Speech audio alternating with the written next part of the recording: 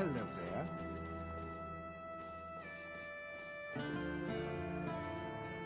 Hello again. What do you need today? What about it? You found it?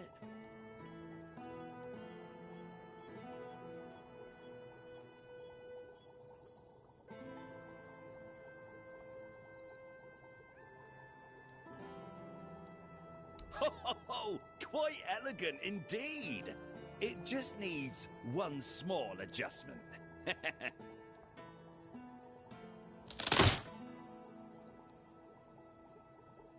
Do you know how many legends and songs I've heard about this Robbie guy? Oh, what a remarkable marksman he was.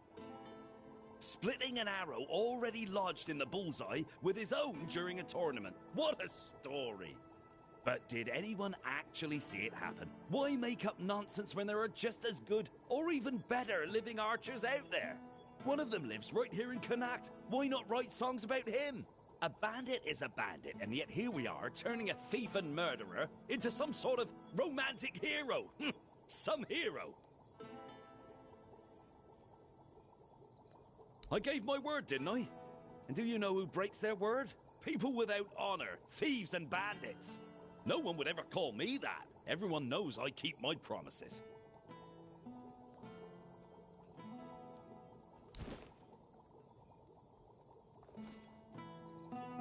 Always a pleasure to see you. Good to see you.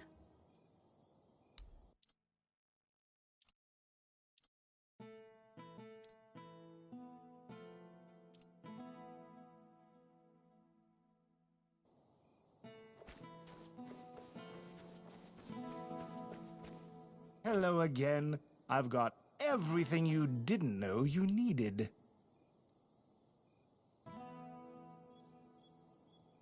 Oh, well, truth be told, that's better than I expected.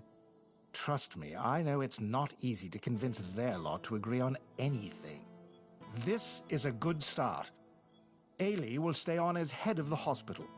But with steady finances and a reliable supply of medicine, it should take a lot of the burden off her shoulders.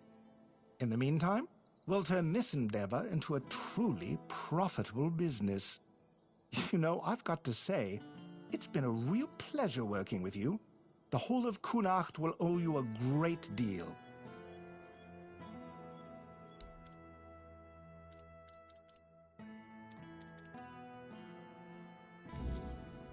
I wasn't expecting company.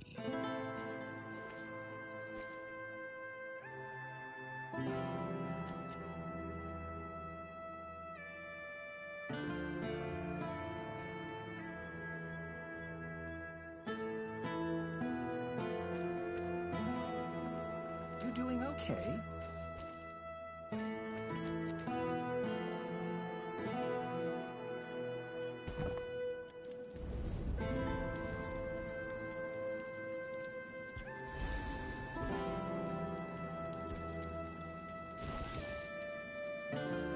You doing okay?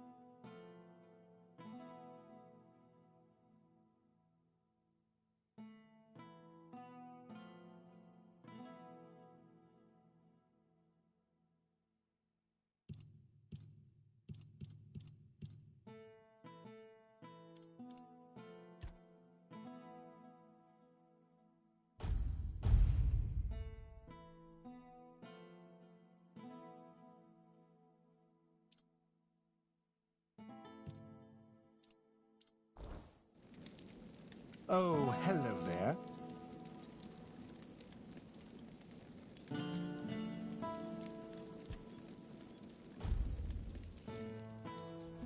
What brings you this way?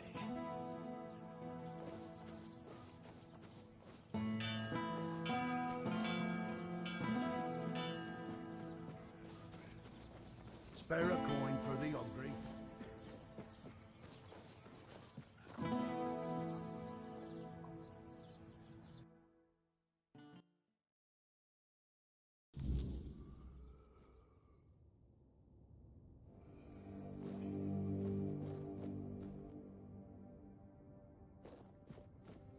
I guess I feel a bit better, eh?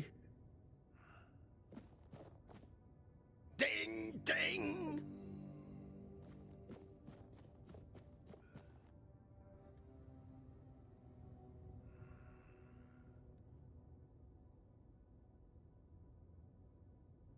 Weakness from age.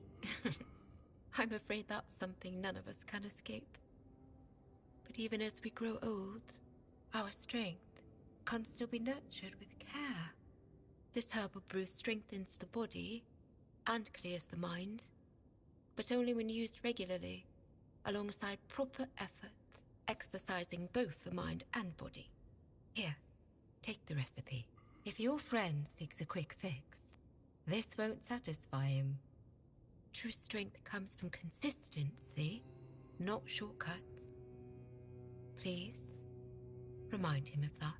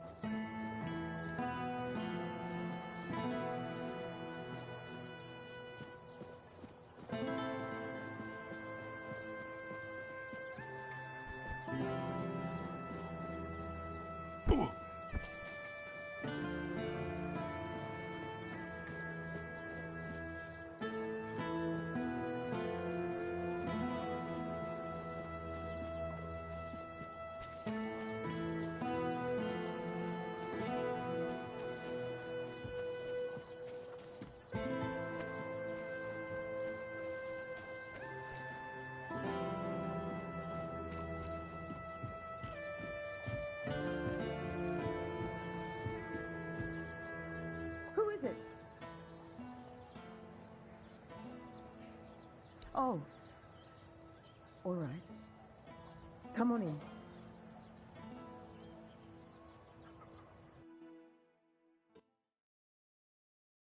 Sorry.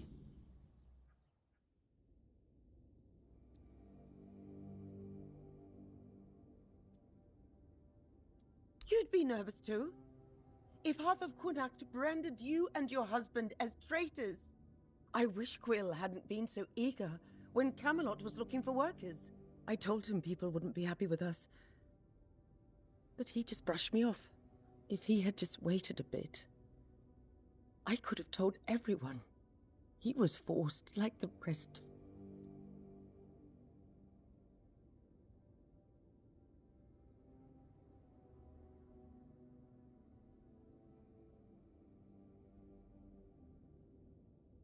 As long as I don't go out too much. I mean, I don't think anyone would actually hurt me.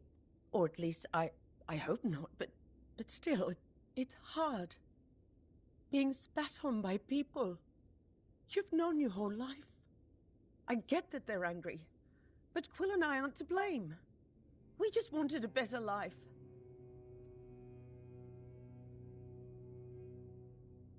That doesn't give them the right to make me afraid. In my own home. They haven't hurt me, no. But they broke our windows. Trampled my flowers. I barely leave the house anymore. Because I'm scared of what I'll come back to. We haven't done anything to them. We don't deserve this. So he won't be home for dinner. Again. Or the next few days, I suppose. Oh, bother. Fine. Fine, I'll go. Maybe she's got some news about when we're finally leaving. Thank you for coming. Here. Take this for the road. I just took it fresh from the oven. Not unless you can give our lord a swift kick in the arse. And get him to finally give the order to move. If this drags on any longer, we'll just leave on our own. And hope the road is kind. But thank you for asking. Close the door gently on your way out. The hinges are nearly rusted through.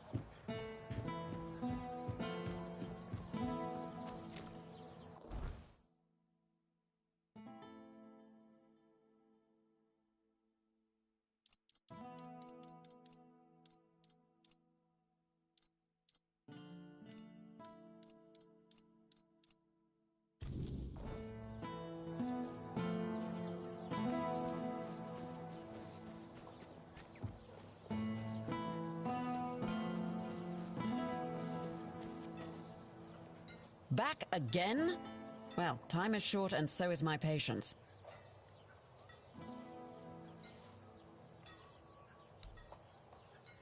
Marrow gas shells, and in one piece. Impressive. These will keep our armor strong and our soldiers breathing. Don't expect a parade, but yeah, well done. Now, move along. Well, look at you.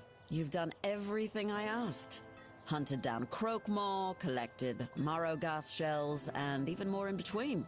Must have kept you quite busy, right? You know, sometimes I feel a bit odd posting all these tasks. They can seem pointless, running back and forth, fetching this and that.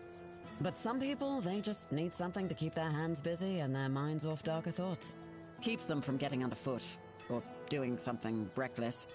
Good to know you're one of those who can handle it. Keeps things running smoothly around here. So, good job, I suppose. Now don't let it go to your head. There's always more to be done, and I'm sure I'll have another task for you soon enough. Back again?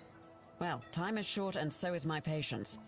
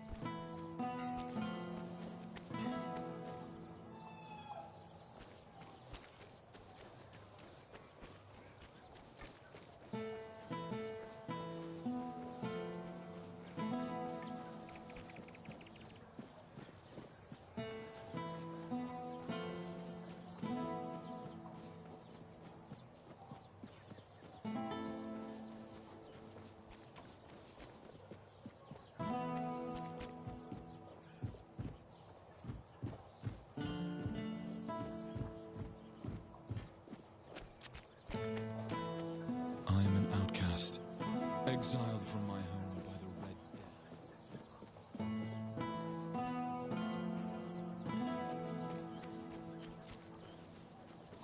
Nice to see you.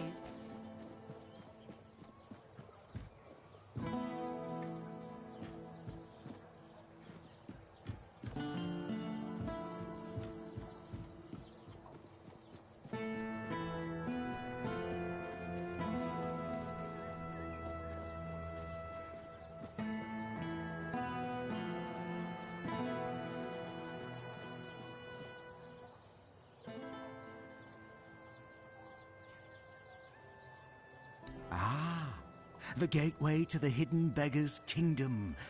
To open it, you'll need a royal scepter. A truly fancy old key, which, lucky for you, I happen to possess. I haven't been there for quite some time. I'll lend you my key, but only if you promise to retrieve something that was left behind for me. A curious cube. It has symbols and moves, and it tinkles delightfully. Very interesting and amusing. The first time I was there, I was too afraid to bring it to the surface. Didn't want others to look at it. But now, I want to have it here. Here. Take the key. Bring the cube to me. Make me feel nice.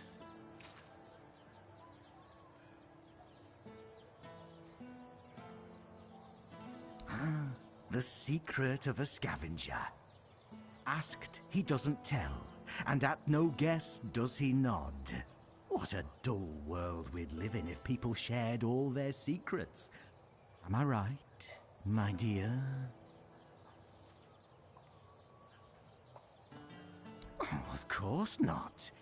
I have my own interest in this. I hope you haven't forgotten about that already. Besides, would you really take a borrowed gift with no intention of returning it? Shattering the fragile beggar's trust I've placed in you? No, no, you wouldn't do that, would you? You know very well that such things only bring about rather unpleasant outcomes.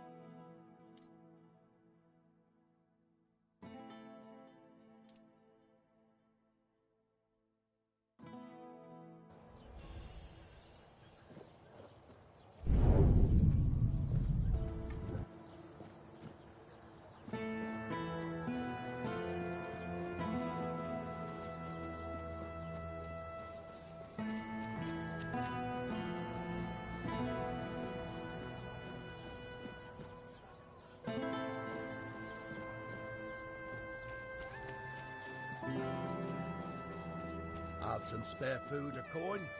Anything else?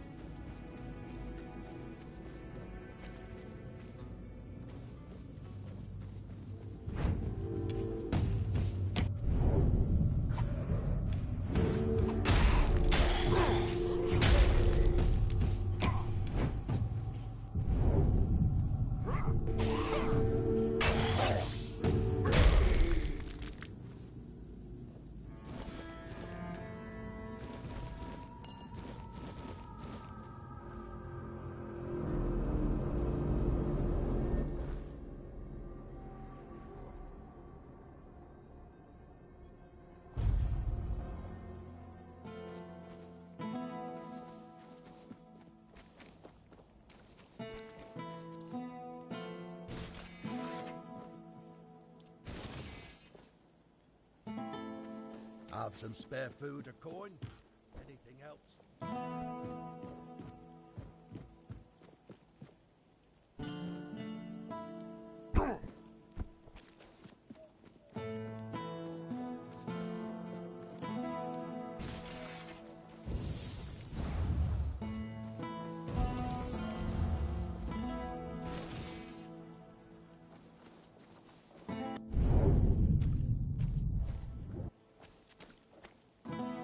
Back again?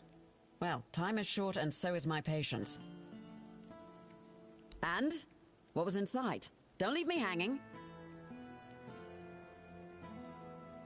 You mean the old street level? Bloody hell, I didn't think this place had anything like that. I figured it was just a complete shithole. But this, oh, this is fascinating. Damn, now I wish I'd gone with you. Did you find anything else down there?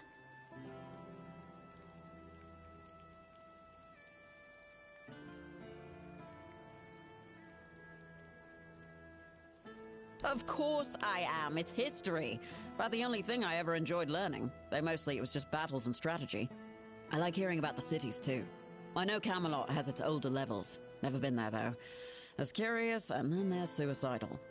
But Connacht? If Denholm ever gives me a day off, I might just go see it for myself. Ah, damn. Definitely not thrilled about that. Best you bring them to Denholm. He'll take care of it. Here's your reward, and thank you for doing this for me. You're good people. I hope you know that.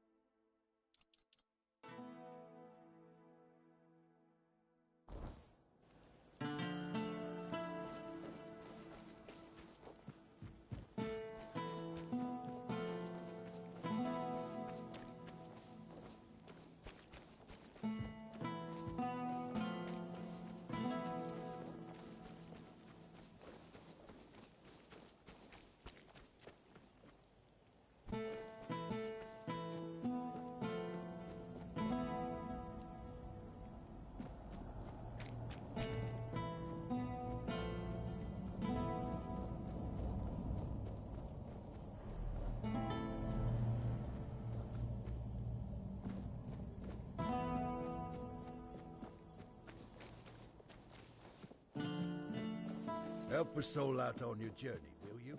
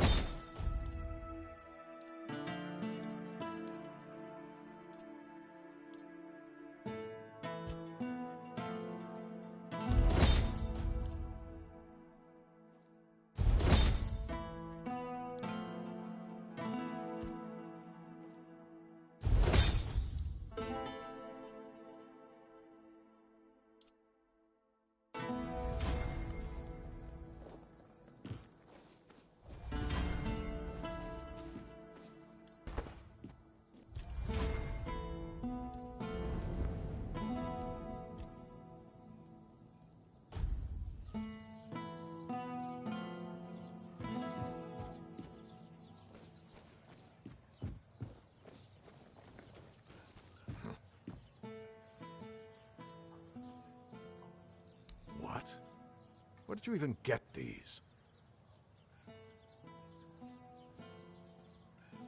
So you're telling me that beneath Kunacht, there's even more Kunacht? Full of forbidden knowledge? Oh, mother help me. How did you even stumble on a place like that?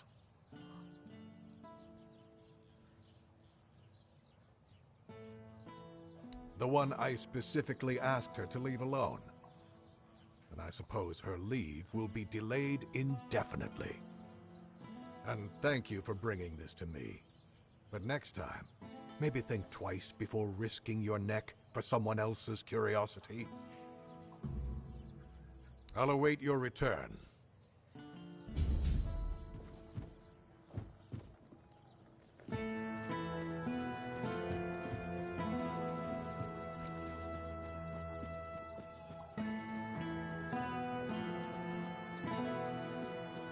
Have some spare food, a coin?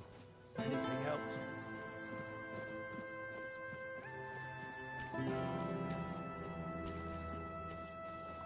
Always a pleasure to see you.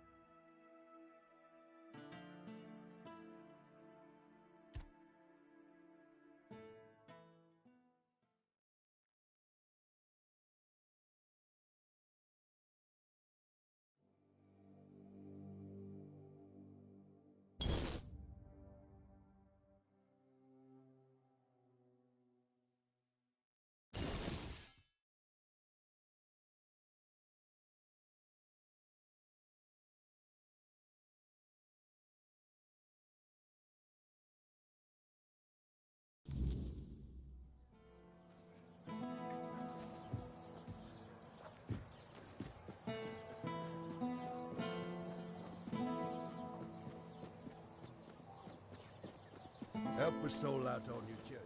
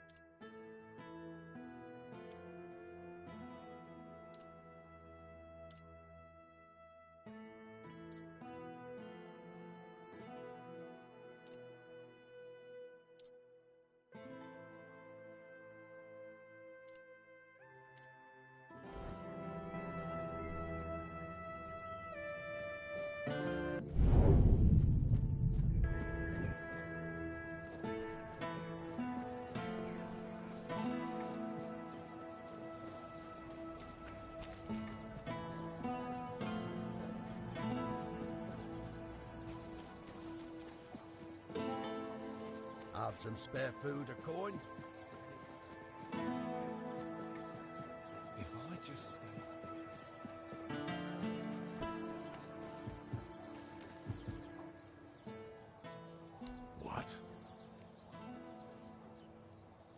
So you're telling me that beneath... How did you even... Sounds more like a curse to me. Still, thank you for bringing this to my attention.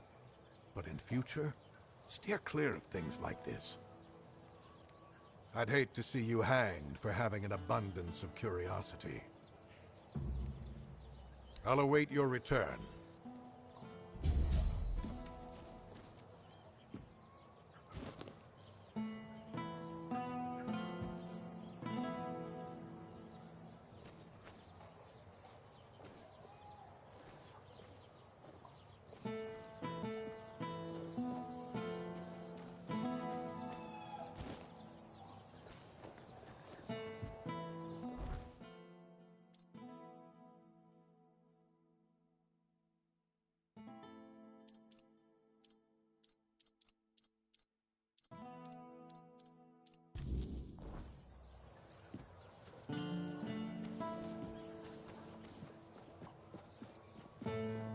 If I just stay...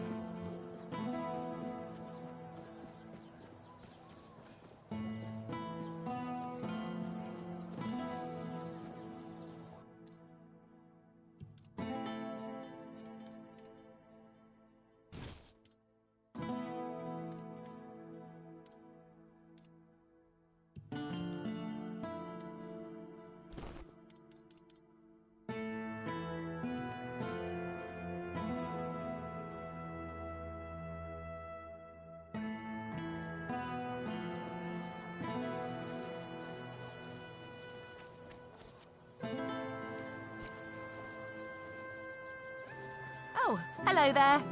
Good to see you.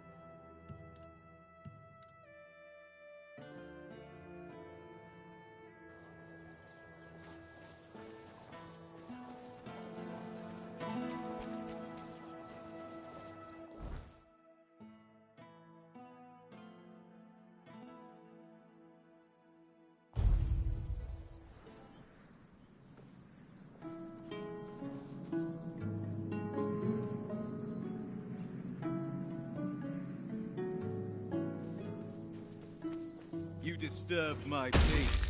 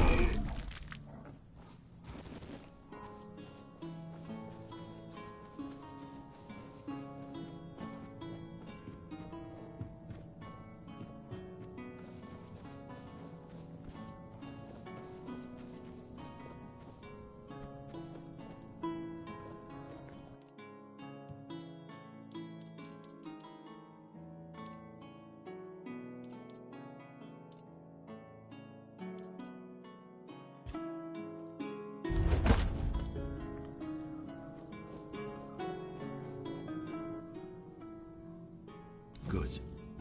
Give me a moment to find the right song. I haven't lost my touch. Here, your friend will have a strong, beautiful heart. At least in terms of craftsmanship. The rest is up to you. The art is just an empty vessel. It needs to be filled to start beating. Life, of course. A heart must be full of life to start beating. But we'll talk about that when you return. Well, there are two ways. Through death, or through sacrifice.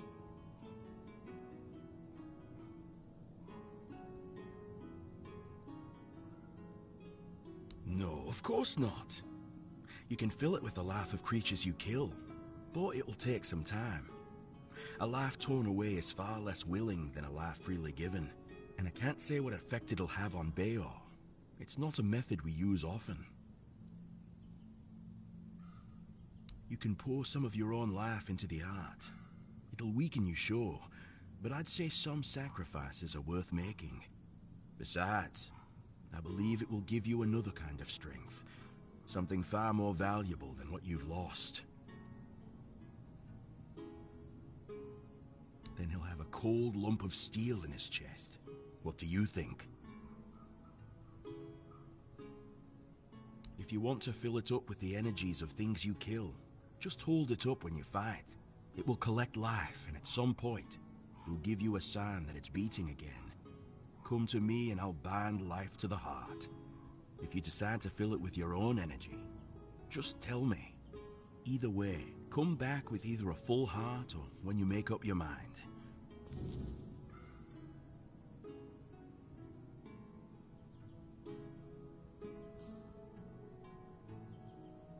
Of course.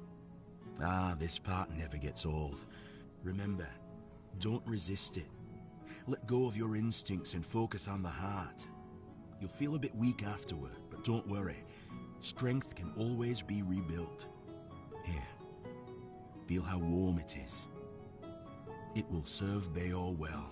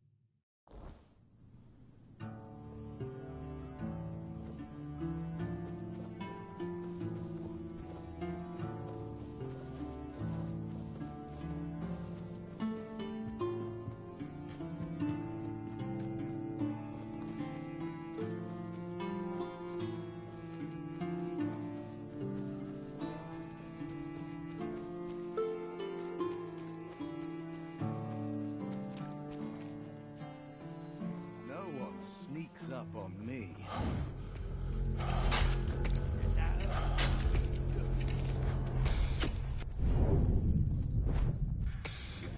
Fall to my sword.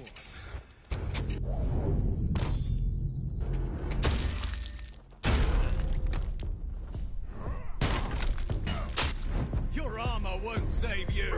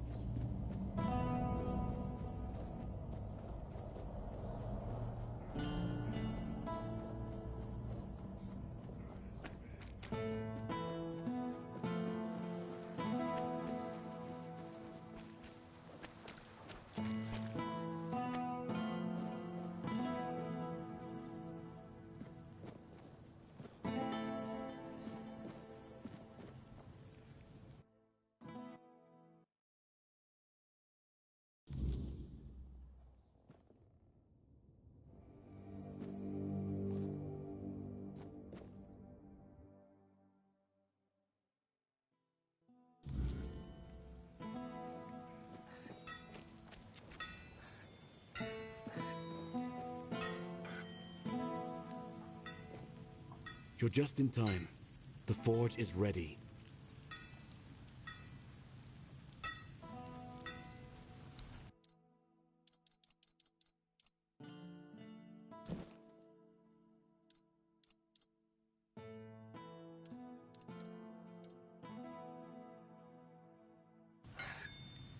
You're just in time.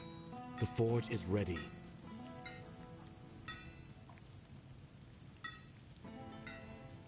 What? That's amazing. What materials did he use? What else was needed? Did he tell you how to make it? Oh my. I have so many questions. But those can wait. First things first. For this, I will need your help, my friend. Once more, as always. So, shall we begin?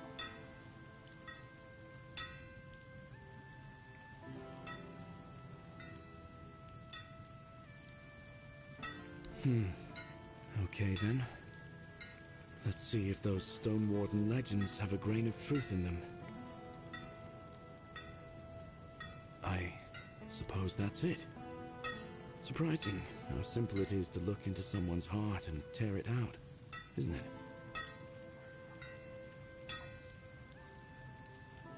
It's different. Everything looks a bit like it's mired in fog. But I don't feel bad. In fact, I feel good. I feel stronger. I guess more will become clear with time. For now, I'll just have to wait and see. The measure of my debt to you is 2 hearts. I don't know how a man could ever repay something like that. I'll be going back to work. Visit me sometime. Don't be a stranger.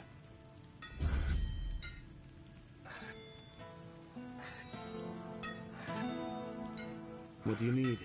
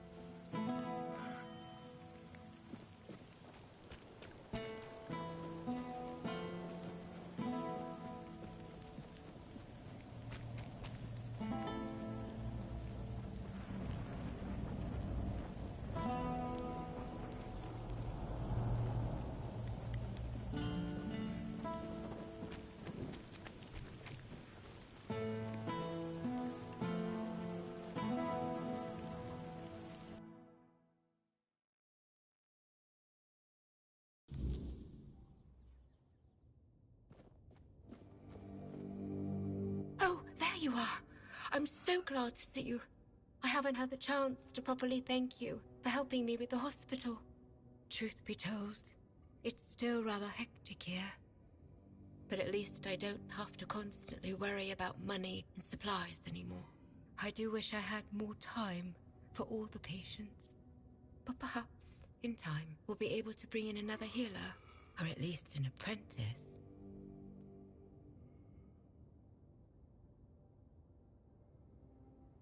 I try. I'm still responsible for the entire hospital. But at least now, I don't feel so alone. And now that Camelot has to pay for treatments, it turns out that a hangover doesn't really require a healer's intervention after all.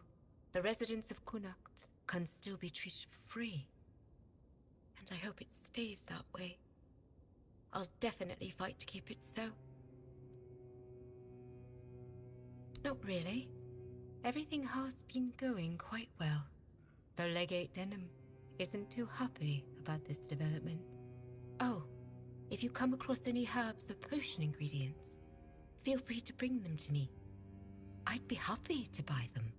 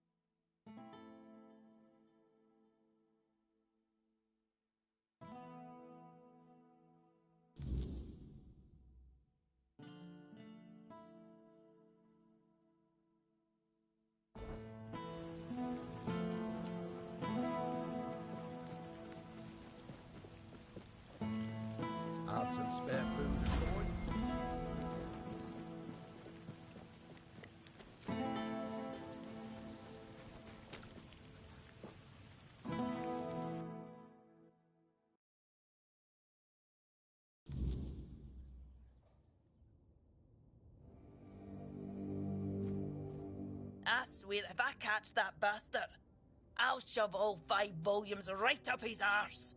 Wit!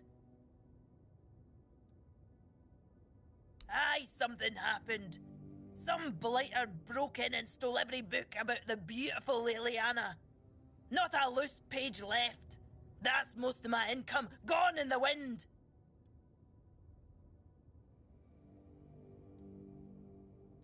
That's no something I'd like to think too much about. Aye, one of the soldiers. He threw a fit a few days ago, 'cause I wouldn't sell him the latest volume on credit. There's no chance I'd ever allow that. Give it 2 months, I'd be bankrupt. Aye, 'cause Denholm's got nothing better to do than go around asking his men if they nicked all the porn from the local Del Rita bookshop. I'd be laughed out of his tent. Can't say I wouldn't be grateful. The lad's name is Walter. He's... well, all in all, he's no a bad sort. Just a little hot-headed. So if you do find him, try not to rough him up too much, alright? Well, I've calmed down. Apologies. Welcome to Vrel's bookshop. No reading without buying. And if you're here for porn, then kindly leave before you start. Hello again. If you need anything specific, feel free to ask.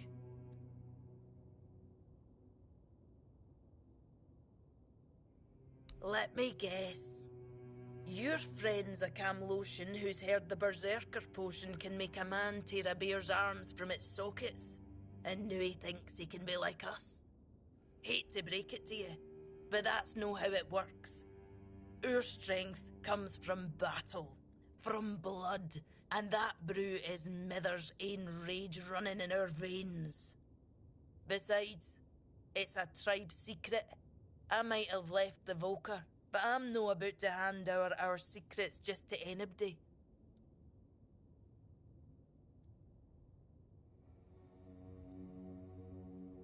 Camlotions and their love for shortcuts, but fine, have it your way. If your friend thinks swallowing something will help, maybe I can lend a horn. Here, it's harmless. Mostly herbs and a bit of spice. My father used to say true strength lies in the mind. So if your friend is as determined as you say, who knows? This might be enough for them. Good luck convincing them it's the real deal. That's half the battle.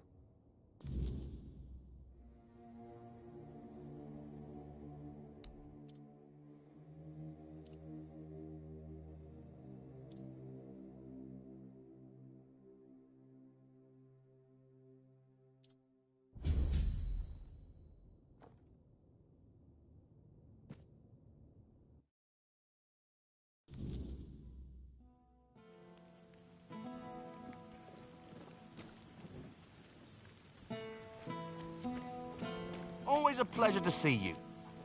Hello there, strange-looking citizen. You lost, or just looking for someone? A reputation?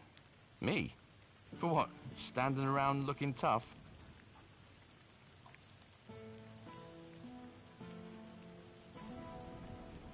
Oi, wait a moment. You think I stole those books? Beautiful Liliana is sacred to me, all right? I'd never touch Vrel's stash, I swear. I was saving up for the new volume. Now it's gone? How the hell am I supposed to know what happens to Liliana next? No! I dunno. But there's this red priest hanging around who loves scaring the crap out of soldiers. Always preaching doom and sin, you know? And you know what's worse? That damn priest saying Liliana's, inspiring moments are why I'll be cursed. He told me I'd grow hair on the inside of my palms. What kind of nutter says that to a bloke? Is that even a thing? Damn brother Ismat got me paranoid.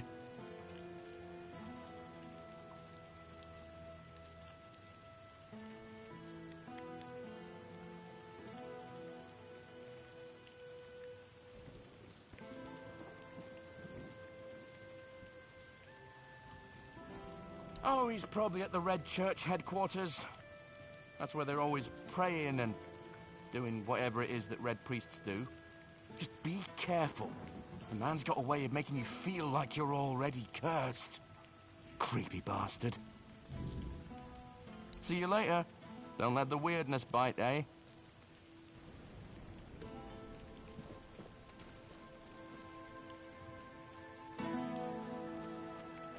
You doing okay?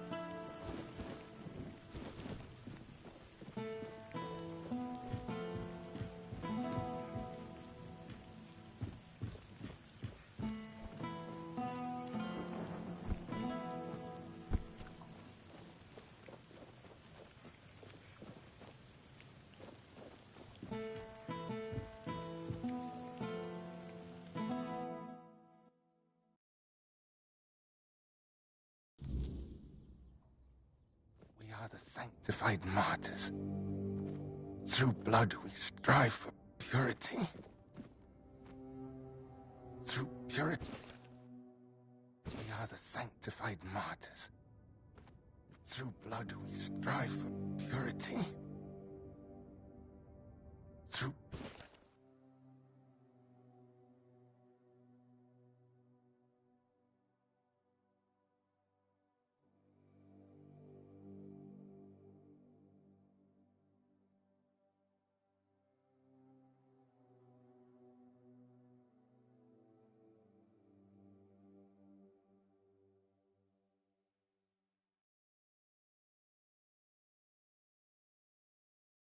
We are the sanctified martyrs. Through blood we strive for purity. Through purity we serve the people. Yes? What reason do you have to interrupt my prayer?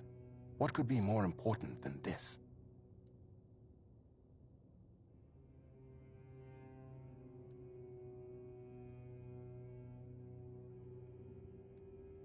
The body is a vessel of the Prophet's will, and its purpose is not to squander, but to glorify, says a sermon written by Flamen the Chaste. Through the suffering of the body, I free myself from the snares of evil.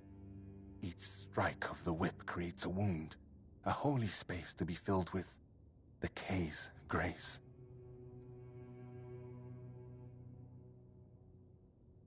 I know which sinner you speak of. I also know he intended to read those books, tainted with lechery.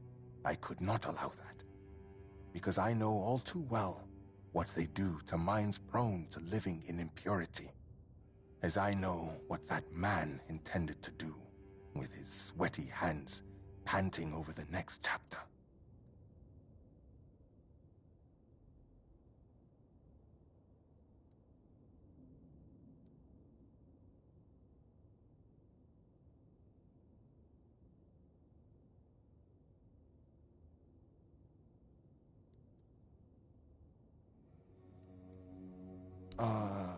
Of course. I am a Red Priest, after all. I know much about the struggles of the spirit, about what shatters a person's dignity, about the acts that cloud the mind with a fog.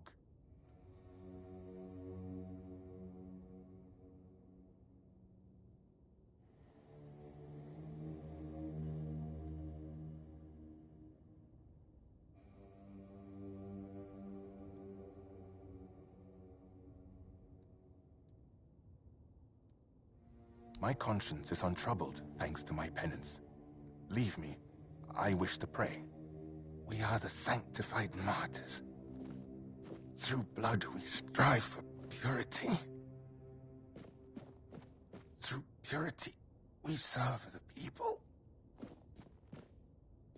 Through service and duty we ascend. Why do you disturb me again?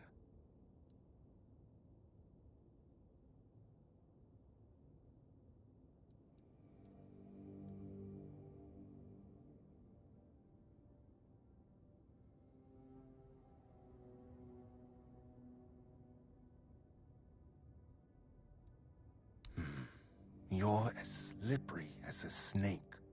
Have it your way.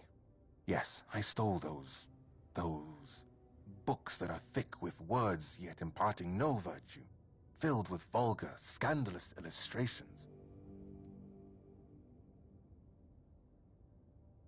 What did I plan? To burn them, of course. That is what Miss Liliana deserves. That is the fate that befalls a rakish infidel.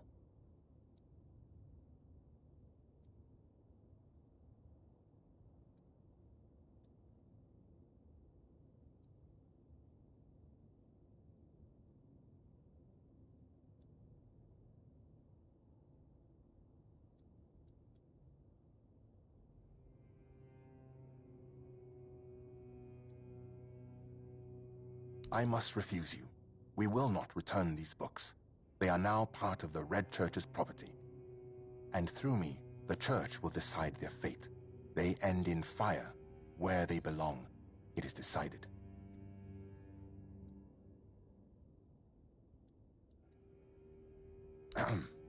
Yes.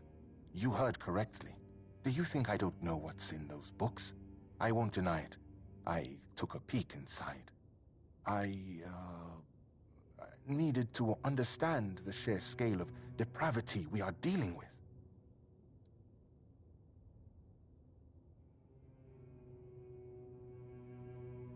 I acknowledge that sin is a natural part of the soul, yet equally natural should be penance, to free oneself from that sin. Chasteness does not come easily, but that is why it is a virtue, granting oneself relief through such primitive and vulgar acts, engaging with something as vile as these books. Have you read A Sermon on the Paths of Discipline by Brother Flamen? He makes a proper statement about those types of deviations. Hands that stray toward idle pleasures build no temple.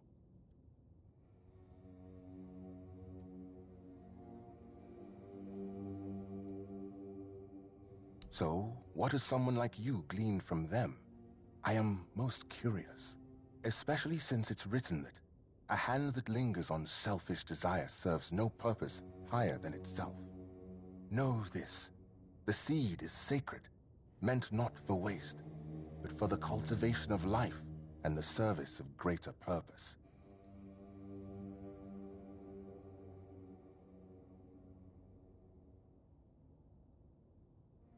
Of course it serves a purpose, a vain and impure one. Such self-gratification weakens the spirit and body. It compels the heart to submit to every fleeting whim.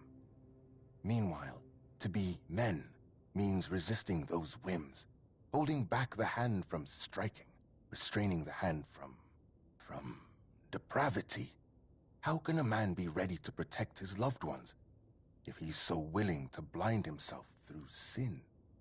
Just to remind you, a blind man cannot fulfill his service either to his kin or kay, which makes him barren and forever lost.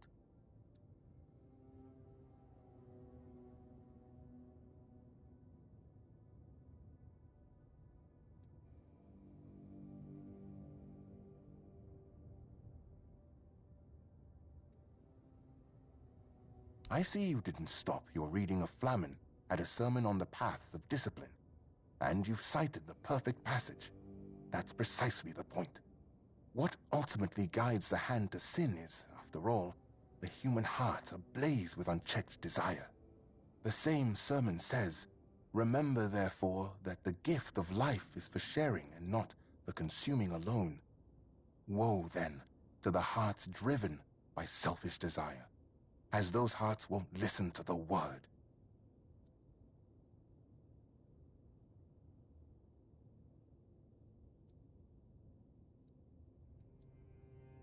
I fear that sometimes this tone is necessary in priestly service. We know human nature all too well, do we not? Avoiding an admission of guilt does not mean avoiding punishment. Someone may treat my teachings with disdain, but ultimately, they will still stand before Kay and her word. Your words, however, are wise, and they lead towards reflection.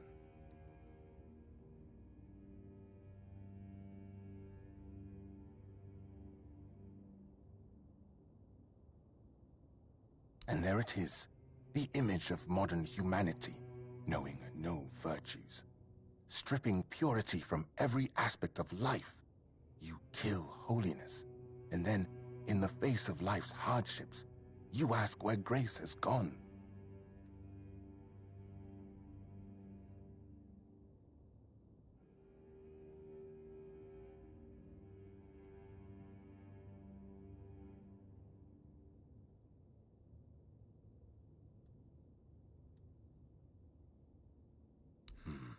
Do not waste your time searching for trivial problems. It can be put to much better use. Yes, you might be right about that one, stranger. An excellent observation, and a keen use of the passage from A Sermon on Purity and Temperance, I must admit.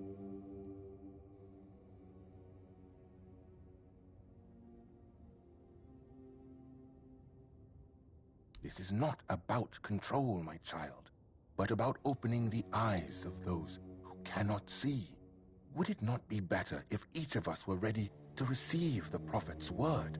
A body that succumbs to temptation is a weak body. That is precisely why we must maintain purity, to be ready at any moment to receive the grace of the Prophet. As Brother Flamen says, treat your body like a sacred place, not a disgusting brothel, as the pursuits of bodily pleasures is like blindness.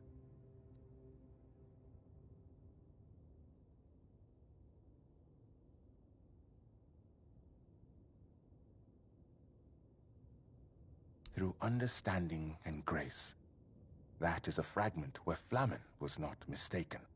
It is difficult to interpret it otherwise, and his argument is further strengthened by his reference to the text of esteemed priests.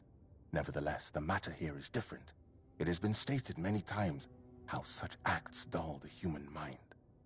Such pleasures are like gathering rotting apples, unproductive at best, and poisonous at worst. So, dear stranger, where did our little discourse lead you? What about my role in all of this? Where would people be without priests, striving to protect them from sin and impurity?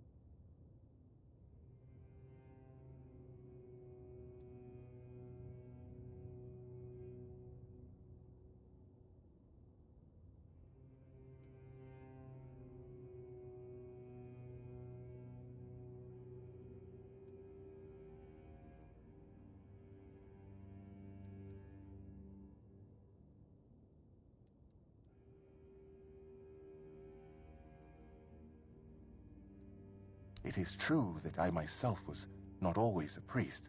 I did not always live guided by purity. Did that make me someone who hurt others or a bad person? I believe it did not. That's a thought worth remembering. Enough, stranger. I see you've tried, but I won't debate matters of faith further. I remain unshaken. The books will burn. Now, let me return to my prayer.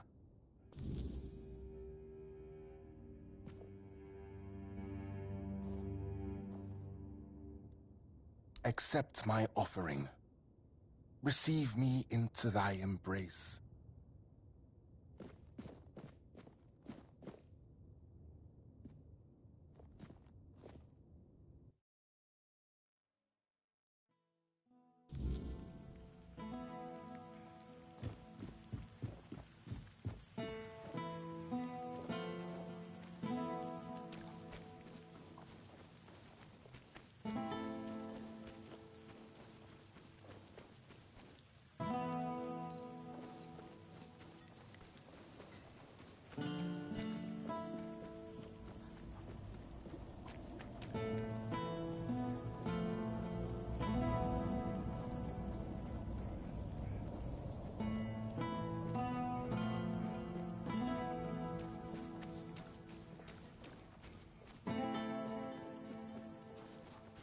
You doing okay?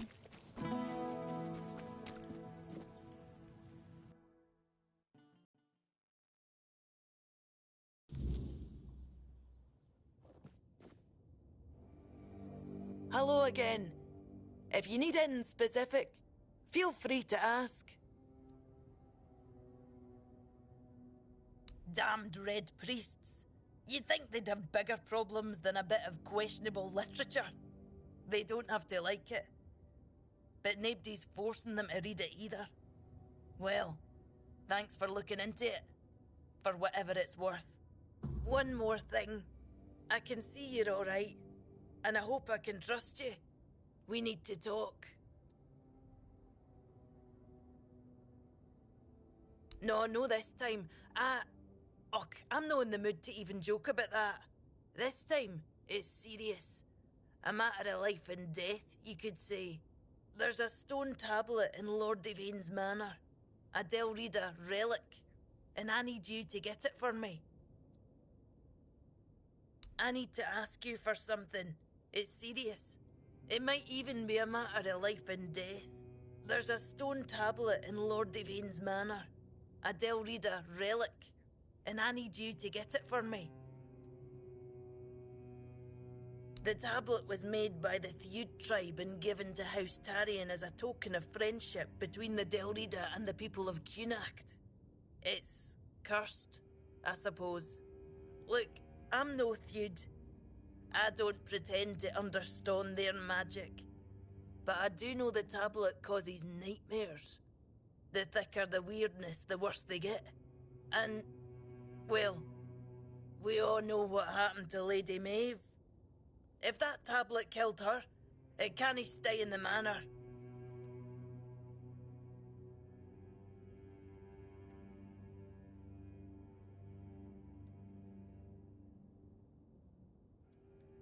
Aye, if I'd known, I would have said something. But I didn't. No until the Stone Wardens reached out to me a while ago, asking if I could petition Lord Devane to return the tablet to the Delrida. I own a bookshop. I don't exactly have the social standing to march into Yvain's manor and demand he hand over an ancient artifact here.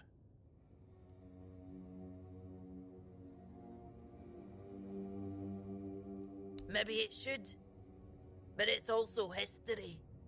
If the Stone Wardens are right, this tablet is one of the oldest examples of Theud craftsmanship. A piece of Delrida magic that survived on Avalon for centuries. Still, if it comes down to it, if it's a choice between taking it or leaving it behind to do more harm, destroy it.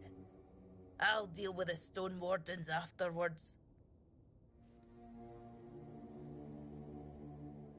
Ask any Ulf, and they'll tell you the whole Theud tribe isn't honourable. Just because they use magic. They'll also call the Volker a bunch of raving lunatics. But while I don't put much stock in prejudice, it does feel wrong.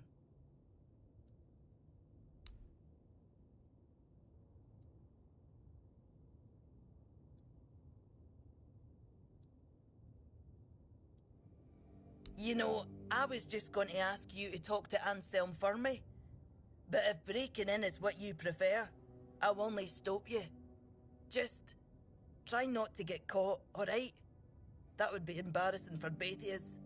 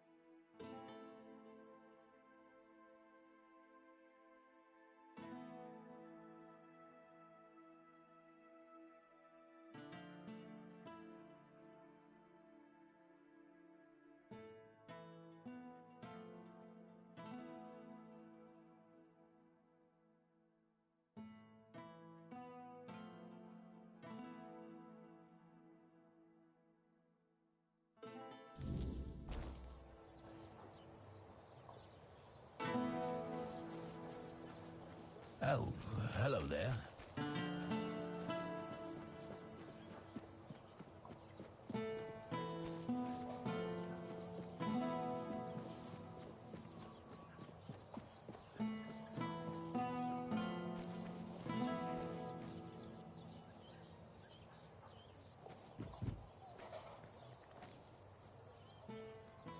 Yes?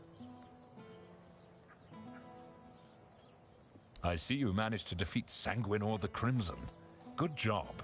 Some say he was a knight who fell in battle and was brought back to life through dark magic, that he rose from the grave as an undead monstrosity with an insatiable bloodlust. Others say he was just a terrible jerk.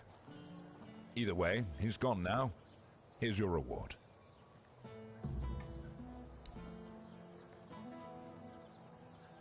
Finally, you've been gone long enough.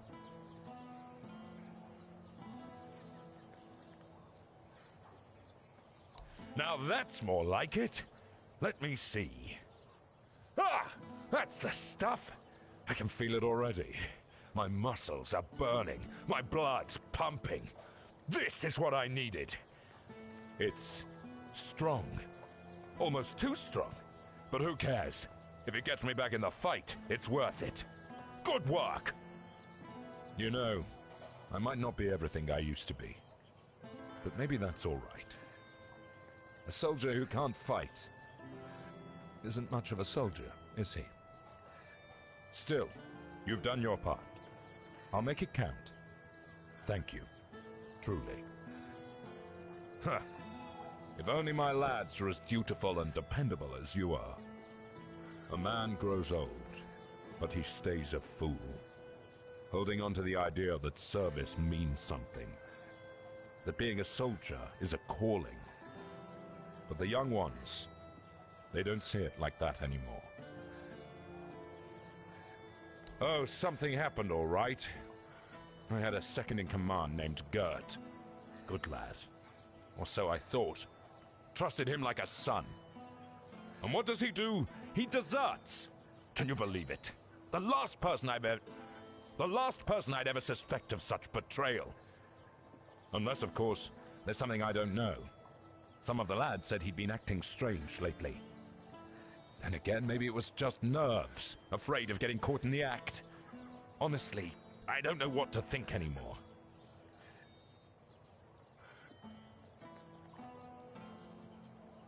I'm not. But what else could explain his absence? I see what's happening here in Kunacht. We don't know how long this mission will take, and Gert, well, he was real close with his family. His wife had a bun in the oven when he left. Maybe he got sick of waiting for Denham to grant him leave and just went.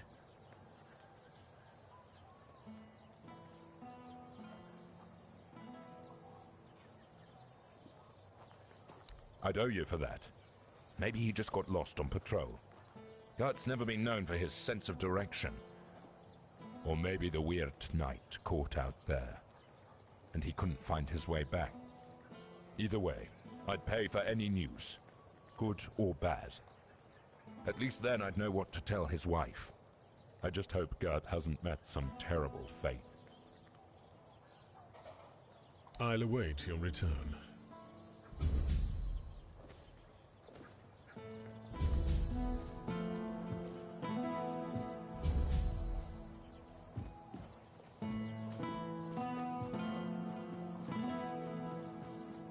Just stay put. Spare a coin for the hungry.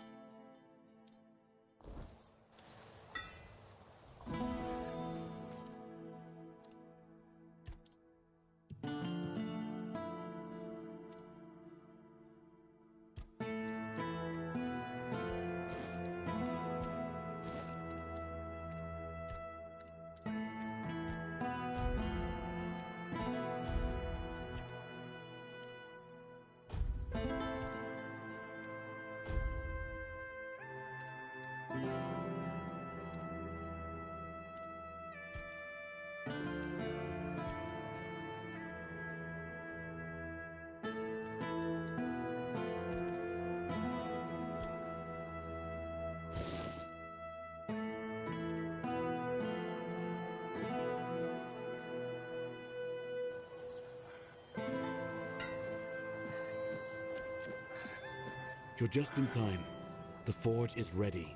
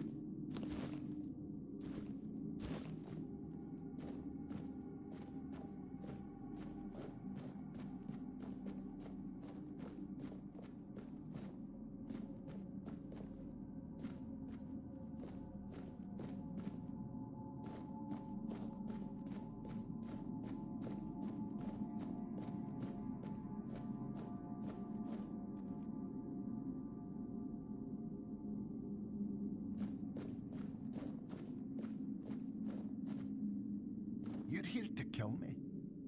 That much is clear. But tell me, before you lift your blade, before you cast your spell, have you ever wondered why?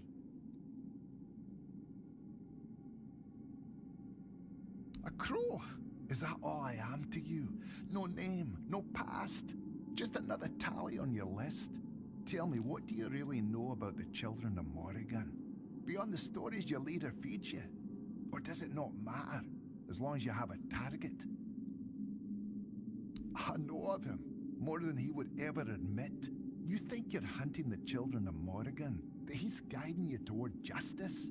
No, Vidar is more entangled with the children than you can possibly imagine. Tell me, have you ever wondered how he knows so much? Have you ever wondered why there's always another name, another place, another crow for you to cut down?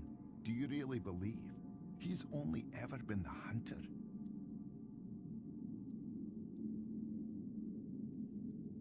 I don't need to lie. The truth is far more entertaining. Vidar tells you what you need to hear. He points you at targets, feeds you his war. But has he ever told you what started it? Or is it that story he keeps just out of reach? Maybe he fed you lies, just like the ones he hates so much. Maybe when this is over, you should ask him, if you live long enough to care.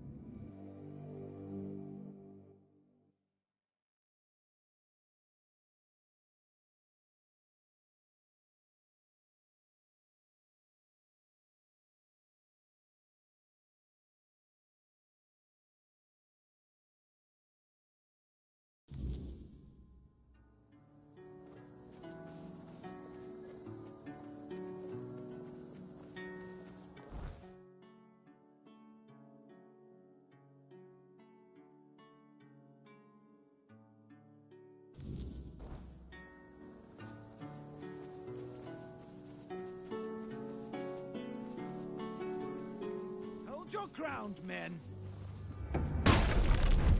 I will be your downfall. I will be your downfall.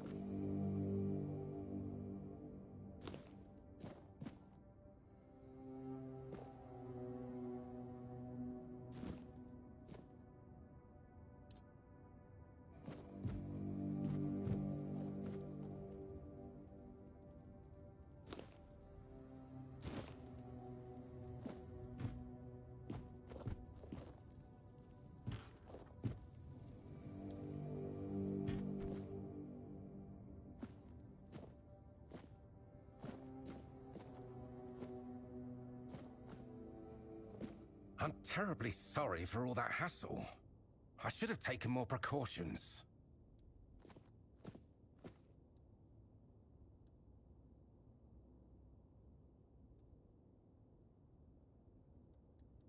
Yes, thank you. Just a bit shaken. The beasts must have somehow escaped during the night. When I woke up, they were already prowling the territory. I bolted the door and sat inside, hoping they'd leave. But, well, it's a good thing you showed up. Otherwise, I'd have had to choose between starvation and being mauled. Their pen, of course. The beasts were... my test subjects. I was sure they were significantly weakened and wouldn't pose much of a danger. I must have miscalculated. It's a bit of a shame they're all dead. I'll have to start everything from scratch. After the autopsies, of course. I lured them. They may be built differently and are quite tough, but most of them still need to eat, and they are susceptible to certain poisons. That's an interesting question. Perhaps they've been in captivity long enough to forget the concept of freedom. Or maybe they've claimed this place as their territory, and the only thing that changed was their living conditions. Or perhaps they were just dumb beasts waiting for the closest source of food to leave the house. I suppose we'll never know. The weirdness and life itself. I don't know if you've ever dissected a weird beast, but their bodies are quite fascinating. Nothing is in its rightful place, and, for all intents and purposes, they shouldn't even be alive. And yet, there they are, prowling and growling. It's a bit of a miracle, don't you think? Well, I suppose, given the nature of your encounters with them, your skepticism is not unfounded. But if you ever have the chance to look deeper, I do encourage experimentation. Nonsense. Where else would I conduct my experiments? I'd rather endanger just myself instead of, say, the entire population of Kunakt. Oh, did he? Well, if the guild is so impatient for results, they should have sent someone sooner. Now all my beasts are gone, and I'm still missing a crucial ingredient. Yes, I suppose you are. I'm sorry for my outburst. It's been a stressful couple of days. You see, weird beasts are unique creatures. The spark of life they carry is as twisted as it is relentless. I believe it can be extracted and transferred, creating a being capable of living in the weirdness without succumbing to its corruption. With everything that's been happening on Avalon, I believe this is the only way we can survive. The pigs can already do that. Well, yes, but they hardly escape disfigurement and corruption, do they? Besides, they only skirt the edges of the weirdness. They don't dwell deep within the fog. If I succeed, humans will be able to live in the weirdness freely, no matter how dense it becomes. The heart of a Fae, well, the Fae, to be precise. I'm not interested in the heart of some half-feral beast from the host. I need something far more powerful. I've heard of a Fae that calls itself Foxglove.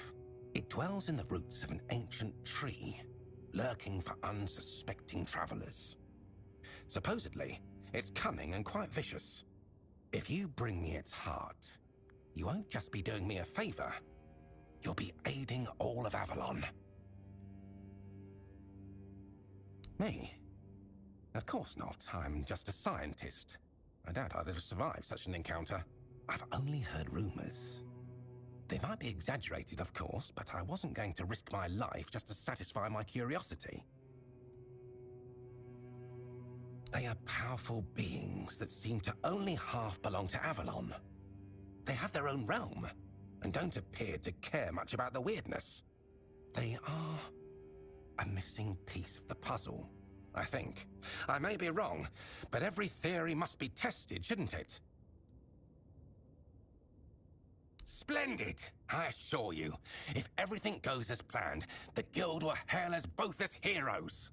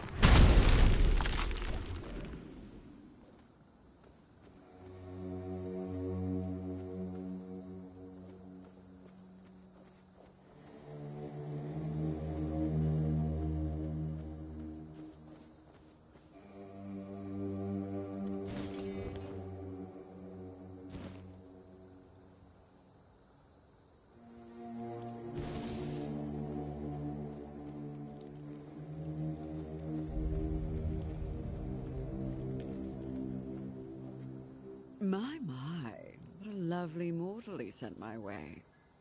Such a silly man, that Phaedros. Does he truly think I can't tell one of you from another? I can smell him on you. The sharp stench of fear and the desperation of a mortal who knows his time is running out. And that cloying trace of hope, as if he truly believed some poor soul could rescue him from the mess he's made. All his putrid human weaknesses cling to you like you're his last lifeline. It's truly pathetic. But of course, you could even say we're quite close. After all, I granted him his greatest wish. And in return, he promised me a small piece of his sad, mortal life. Only now it seems he's trying to weasel out of the deal. It's a bit insulting, don't you think? Ugh, mortals. I should have known better than to trust him.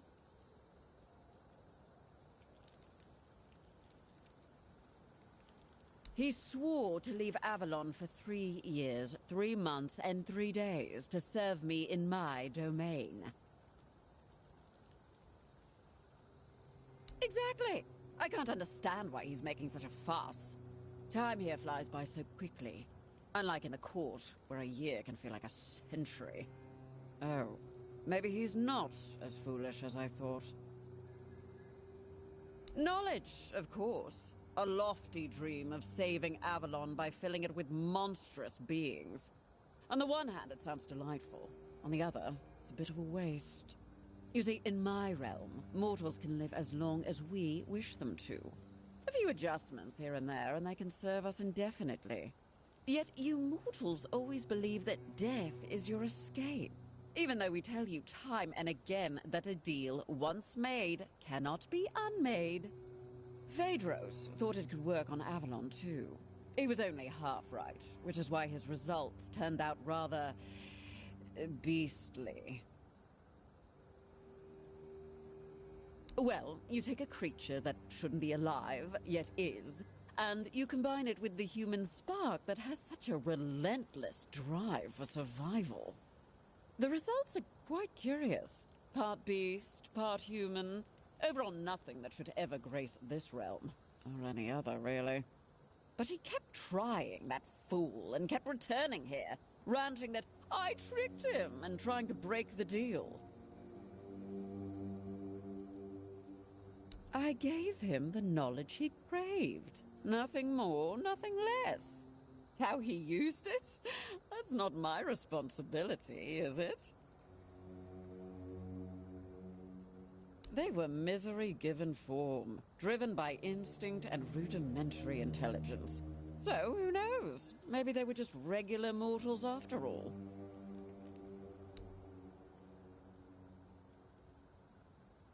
Oh, my poor sweet thing. That's just how mortals are.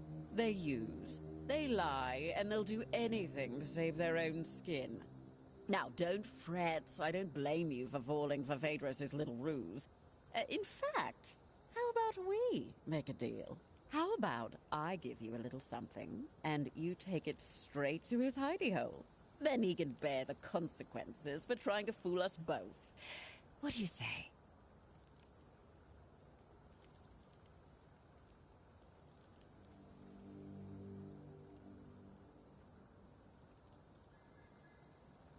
Oh, you see, Phaedros is being quite the foolish man, thinking he can hide from me. Well, truth be told, he is succeeding at the moment, but I am nothing if not patient. Still, when an opportunity presents itself, it would be foolish not to take it.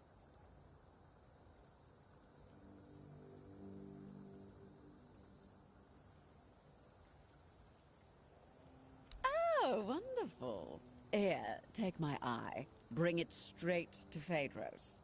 And don't worry, I'll know when you're near.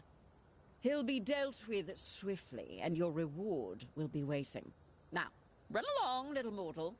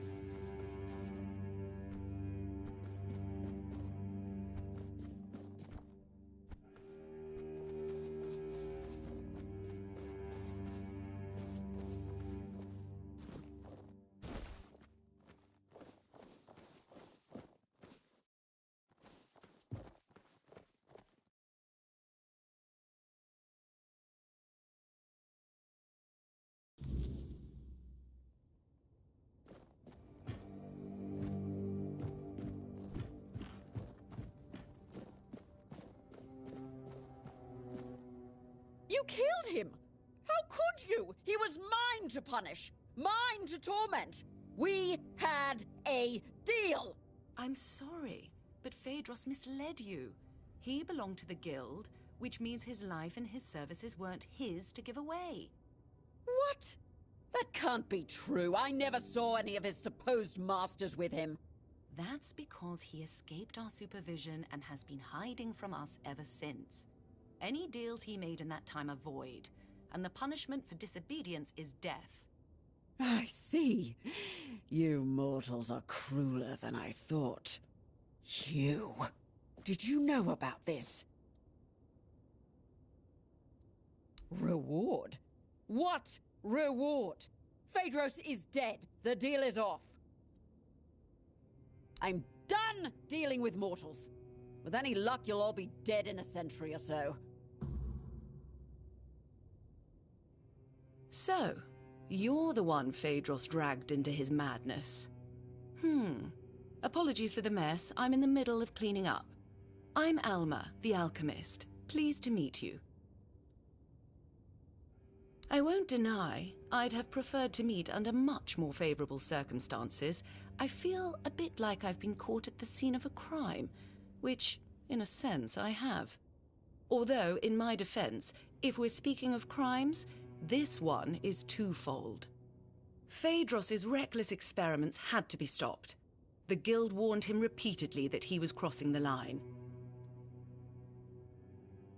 Unfortunately, yes.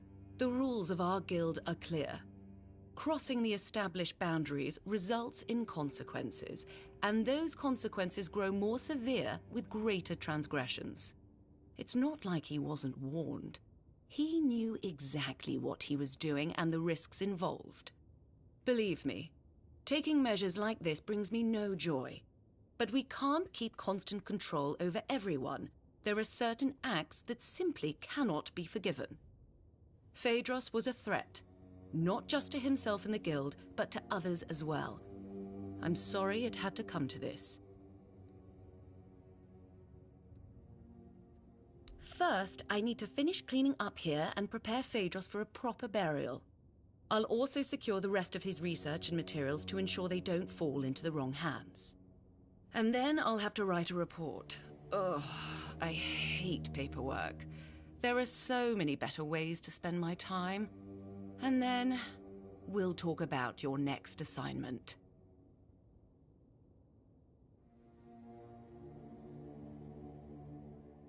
Now, that's better. Shame our meeting had to be under these circumstances. Believe me, not all alchemists act like Phaedros. You seem all right, though.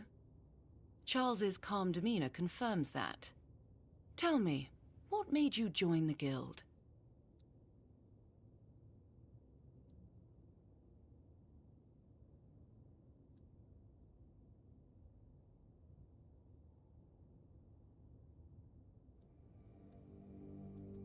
A big deal. Very lofty. But be careful, all right? Knowledge and its pursuit can come with a price. At some point, one might take just one step too far and uncover secrets that were never meant to be revealed. But I think you'll manage. So, what do you need?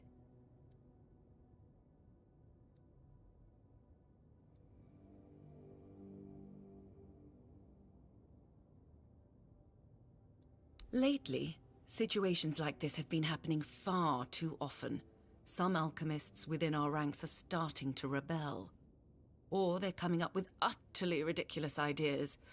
I really hope this doesn't become a recurring pattern. To answer your question, unfortunately, yes, it was necessary. The rules of our guild set clear boundaries. Crossing them results in a response from us, one that becomes more severe the greater the transgression. That's my role. Let's just say I'm a sort of guardian of alchemical ethics. But more seriously, I was assigned to this task. Apparently, I'm the best at playing nanny to misfits like us.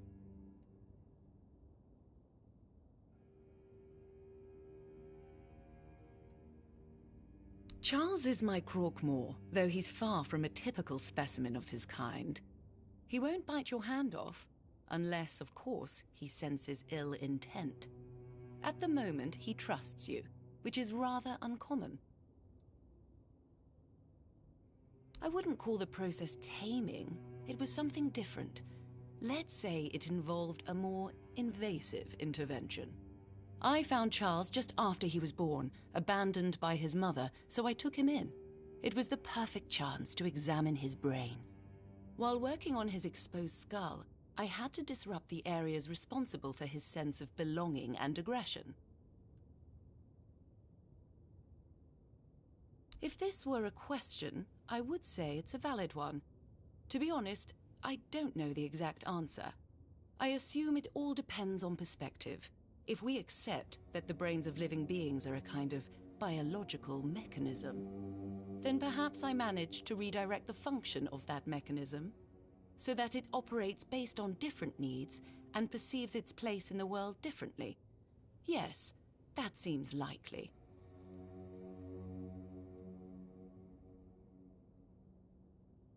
All I understand is that it's a form of ancient magic, supposedly discovered by Merlin, who used it to repel the weirdness.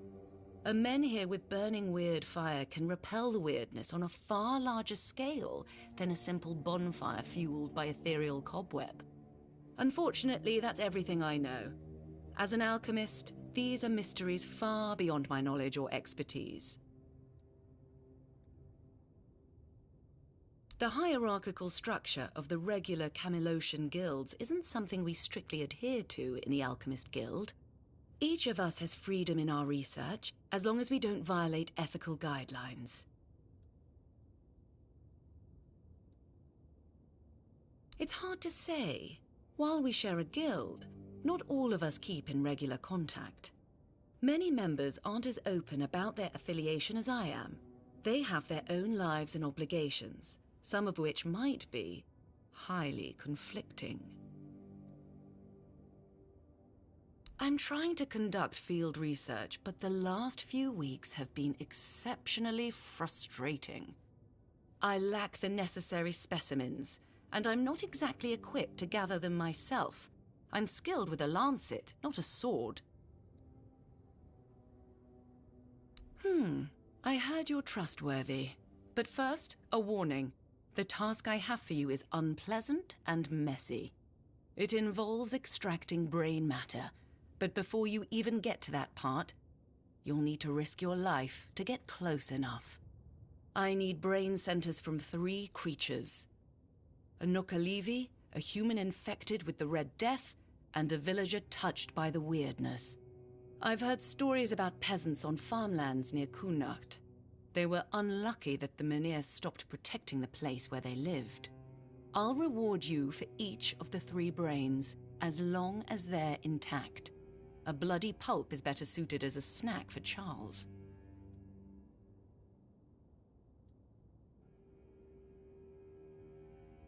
Each one ties into my field of study and interests. The Nookalivi is the result of the Red Priest's experiments, likely involving the weirdness. As for the afflicted humans, I suspect significant brain alterations occur during contact with the weirdness, as well as in the final stages of the Red Death. The Red Priests have written studies, but I'd like to see for myself.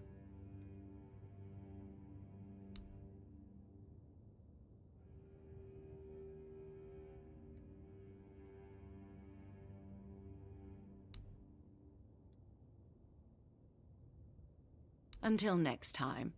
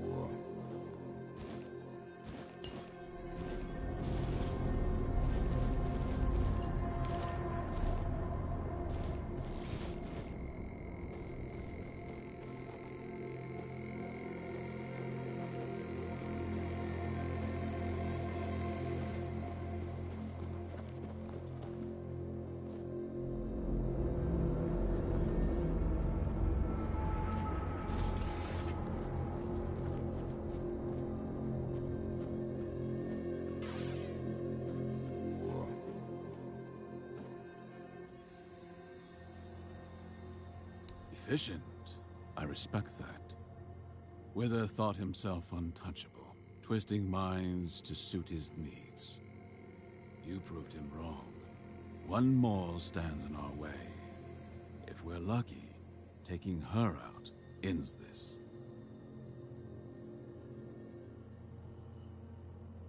I know their ways, because I have to. Because no one else fights them like I do. But if you think I'm one of them, go ahead. Draw your blade. See where it gets you. I already told you what drives my hunt. Beyond that, I don't owe you my past. What I do owe you is the only truth that matters now. The children must fall.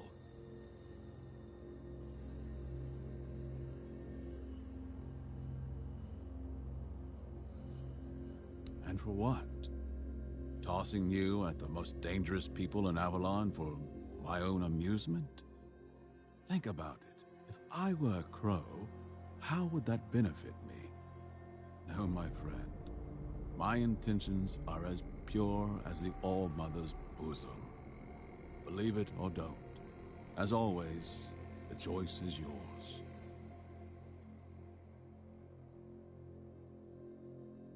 Women make the best predators and deceivers. Born knowing how to listen, how to vanish, how to strike when least expected. The children of Morrigan don't care for strength alone. They value shadows, whispers, secrets, and she's better at all three than most men I've killed. Underestimate her, and you won't live to regret it. She's a Pict, hiding in a cave in forlorn swords, far enough to be forgotten, close enough to still pull strings. Not just a fighter, but a master manipulator. No need for a blade when words can turn others into weapons. And when persuasion fails, something worse takes its place. Summons, creatures bound to her will, ready to tear apart anyone in the way. Be extra careful. Magic isn't the only danger. Doubt is too. If you're not certain why you're there, you won't survive it. Go prepared, or don't go at all. When it's done, meet me near the mountain. I believe we're at the end of the road. Soon, you'll claim the ultimate reward.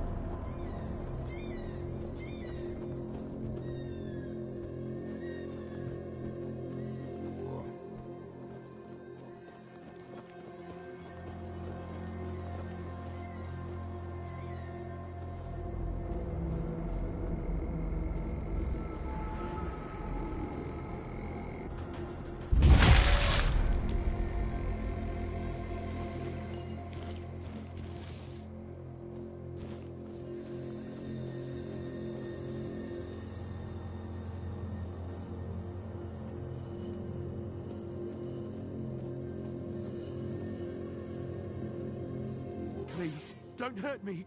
I don't want to die.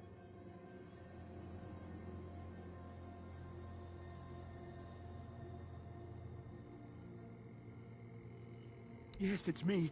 But look at me. I can't go back. It's the Red Death. I had to run to keep the others safe. My poor, sweet Beatrice. I'll never know if she gave me a son or a daughter, but I'd never risk going back to Camelot. I'll hide out here, somewhere in this abandoned village. No one will ever find me, I swear.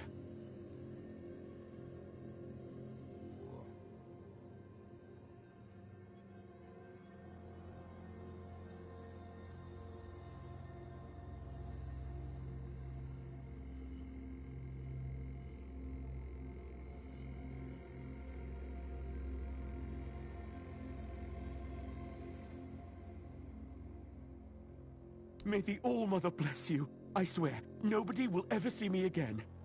Take my insignia and bring it to Asgore. Tell him I was already dead when you found me.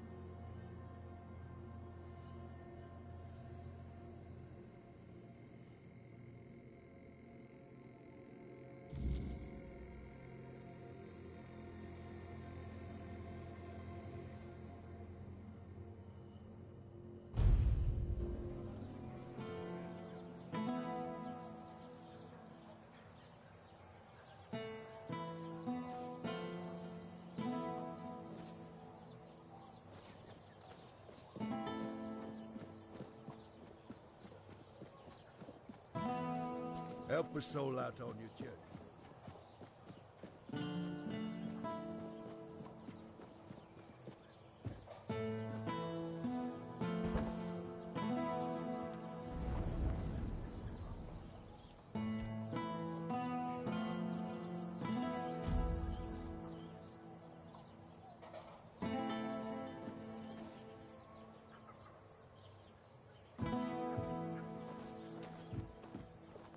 There you are.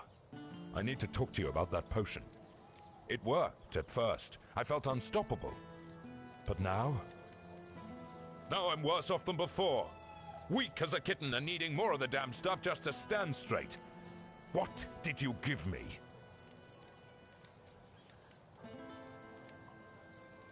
Tea? Recipes? Ah, fine, I'll consider it. Anything's better than this blasted weakness. Anyway, is there anything you need from me? Yes? Well, well, Kestrel the Piercer. We've been after her for a long time, and many of our soldiers have fallen to her arrows. She believed she was dispensing justice to the wicked, though her favorite crime to punish seemed to be simply having a few coins in one's purse. Well, I won't miss her. You managed to defeat Sindamar the Firebringer. Congratulations. Long ago, when Sindamar wasn't Sindamar and wasn't bringing anything, he was just a common townsman, deeply devoted to the All-Mother. At least, that's what everyone thought. Secretly, he was studying forbidden fire-summoning magic. Eventually, he stopped hiding it. You can imagine the havoc. Personally, I'd take 100 Firkits over one Sindamar any day. It's a good thing you managed to stop him.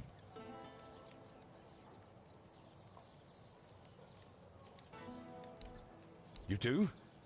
What happened to him?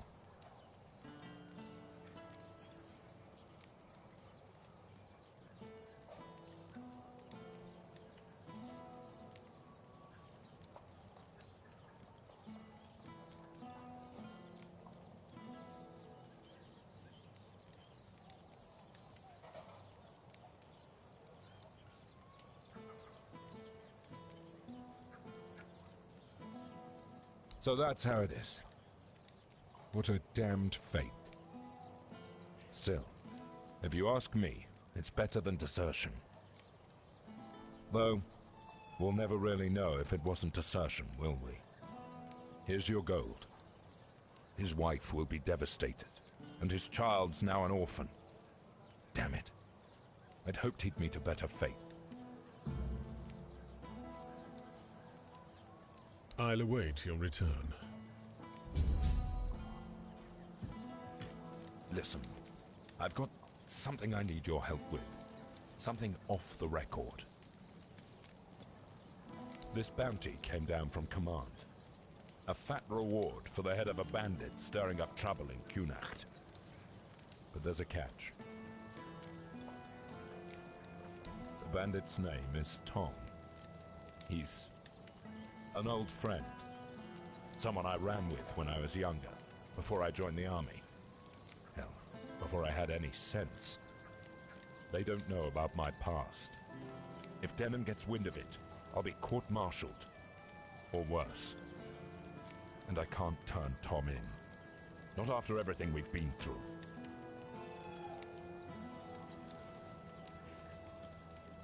I need you to find Tom. Talk to him. Convince him to leave Kunacht before the bounty hunters catch his scent. If he stays, it's a death sentence for both of us.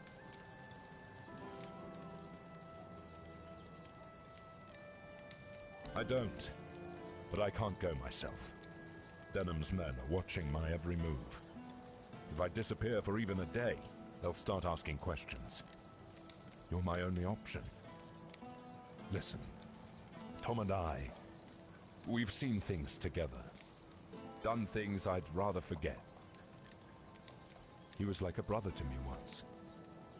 I owe him this much. Will you do it?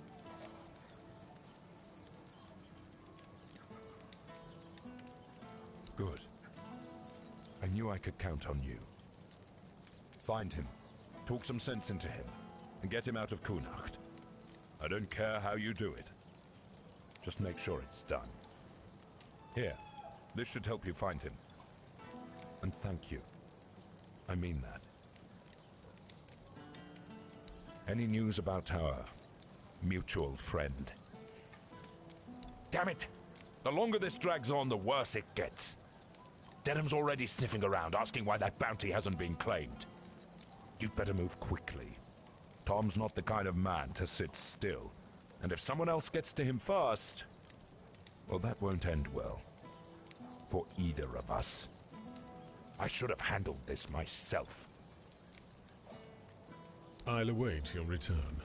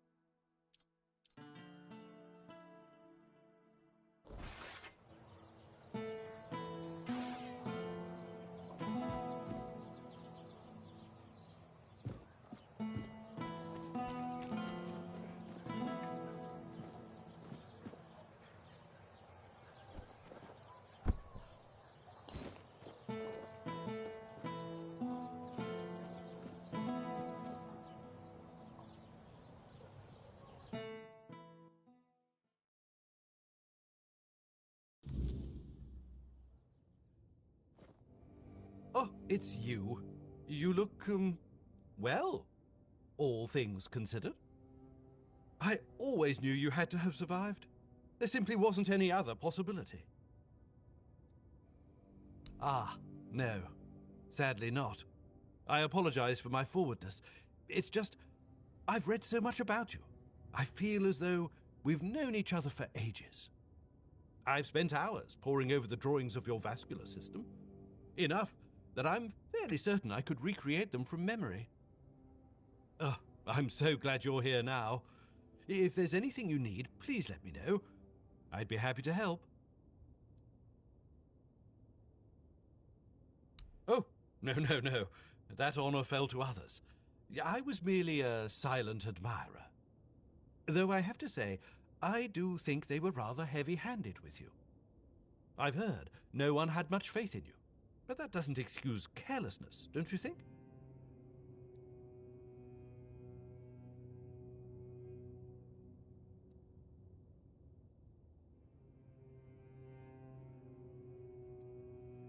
Exactly. That's what I've been trying to say all along. A softer touch wouldn't go amiss. Some of them acted like butchers hacking away at a fresh carcass. There should be a sense of respect for their patients, a kind of reverence. Suffering is sacred, not something to be enjoyed. Why, indeed. I have my suspicions, but nothing I can say for certain. Not yet, at least. You left so suddenly. Your case was in chaos. Incomplete notes, no one willing to talk. It was all very frustrating. That said, I do know a few things about what happened to you. And, more importantly, about the people who allowed it to happen. I'd need to dig through my notes, though. In the meantime, there's something I'd like you to help me with.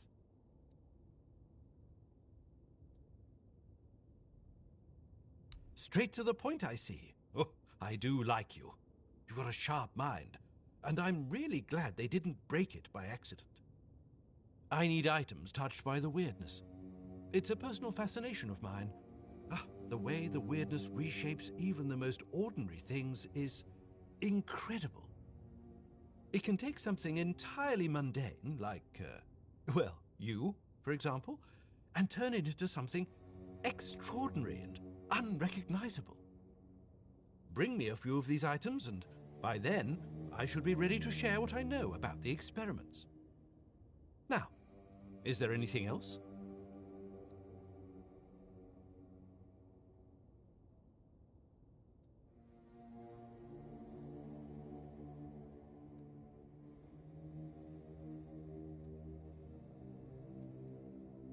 Those who arranged your escape from the island asylum were also the ones responsible for your capture. Everything that was done to you was at their behest. I don't know much more. They've always been incredibly secretive. Honestly, I was more focused on the results than on who was behind it all. But then they took you away, before anyone could achieve anything meaningful.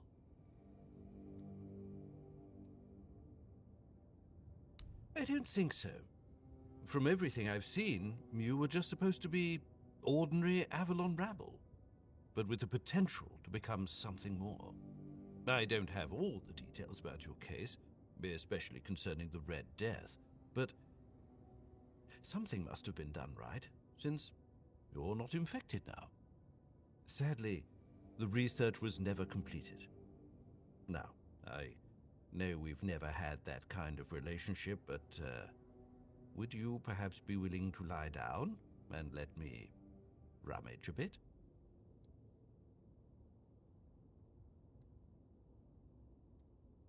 Well, you can't begrudge me for trying.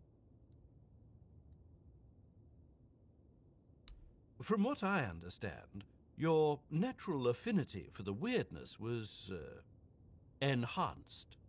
You see, centuries of living on this island have led to more and more people developing a certain tolerance for it. Sometimes that tolerance can evolve into agreeability. It does, however, take time, so you were given a push. As for the exact methods, well, I'll spare you the gory details. Besides, at this point, you know the results better than I do. Speaking of which, would you mind sharing the details of your current state? I can't say I don't understand. I respect your choice, of course. And I sincerely hope you live a long and happy life. But if any accident were to befall you, I would be immensely grateful if you chose to donate your body for further examination.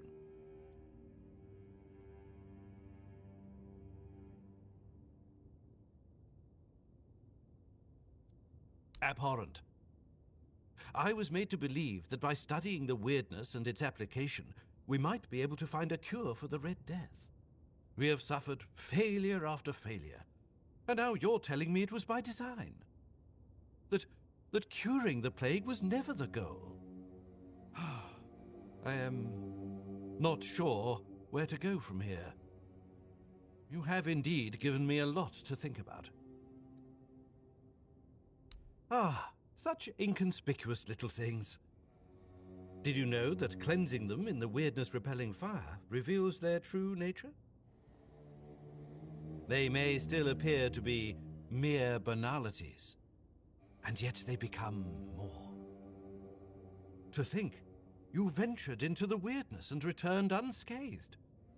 All to retrieve a few items for me, as if it were nothing. You've become a true marvel.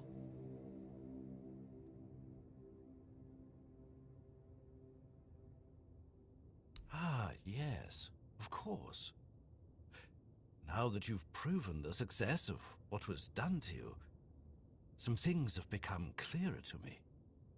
You see, from all the documents I've read and the research notes I've studied, I always believed that the way your treatment was conducted was for the greater good.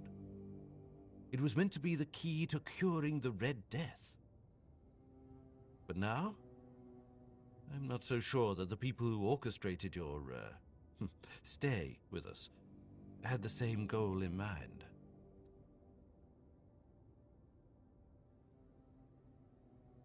Of sorts. I hope you'll forgive my little ruse, but I needed some answers myself. And you've delivered them in a most satisfactory manner. Not that I expected anything less of you. Go forth and thrive. Or struggle. I'll find it interesting either way.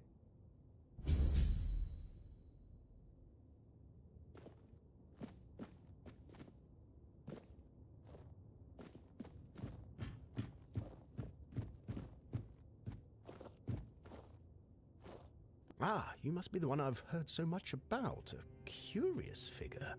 Navigating the shadows of Connacht. Solving problems where others stumble. Allow me to introduce myself. Brother Vitus, humble servant of the Red Church, or so the official title goes. I prefer to think of myself as an architect of change. The kind that reshapes institutions and realigns priorities. The church as it stands is stagnant, weighed down by those who use it as a platform for ambition rather than service. Fabius, for instance, is a fine example of what I aim to correct. I seek reform. Nothing so dramatic as rebellion, of course. A more elegant approach is required. One must lay the groundwork, build alliances, and ensure that when the time comes, the transition is seamless.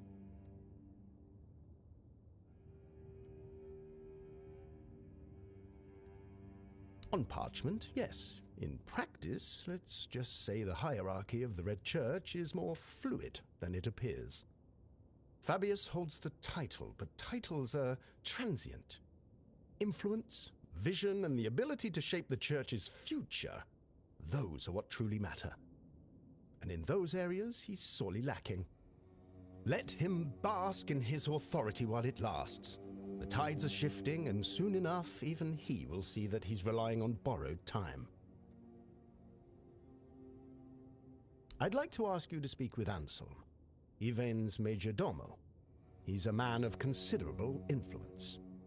He holds the respect of the people and the keys to the court, Should Yvain's position become vacant, Anselm will step into power. A useful ally, wouldn't you agree? But Anselm is cautious, perhaps even suspicious of anyone bearing the church's seal. This is where you come in.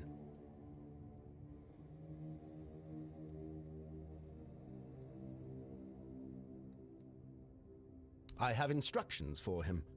Guidelines to keep the court safe from the plague. Simple, practical advice, but to gain his trust, you'll need to offer more than words. A caravan from the island asylum is on its way to Connacht, carrying valuable supplies, plague potions, masks, gloves, and other tools for survival. Deliver these to Anselm, along with my message, and he'll see the value of our collaboration.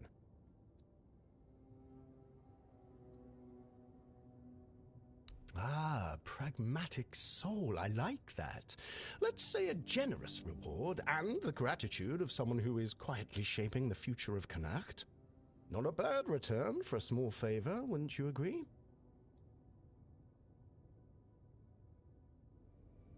Excellent. I knew you'd see potential in this opportunity. Together, we'll ensure Anselm sees the value of our efforts. The caravan is on its way. Find it. Secure the supplies and deliver them along with my greetings. Take whatever else you find. Coins, trinkets, that sort of thing. But the sealed crates, they must go to Anselm untouched. Consider it a sign of good faith. Do this and you'll have my gratitude. And perhaps more.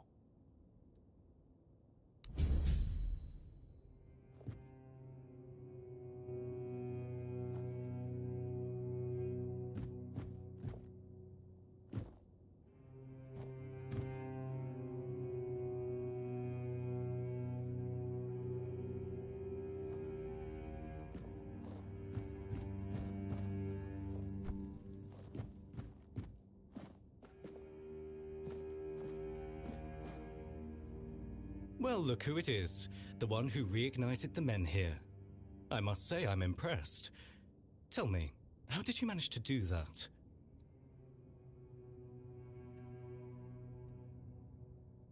Fascinating. You may not know, but I suspect the Kaya whispers her word to those who listen, even if they don't realize it. Tell me, would you like to help further? The people of Connacht are in need, and someone like you could make all the difference. The fields of Connacht are dying, their lifeblood drained by the creeping weirdness. If the crops fail, the people starve, and starving people are restless people. That cannot happen. Properly placed, they can shield the farmlands long enough for a harvest to be salvaged. It's not the perfect solution, but it's a start. And if the people see that the priests care for their well-being, they'll be more inclined to trust us. I need someone capable to handle this. Someone like you.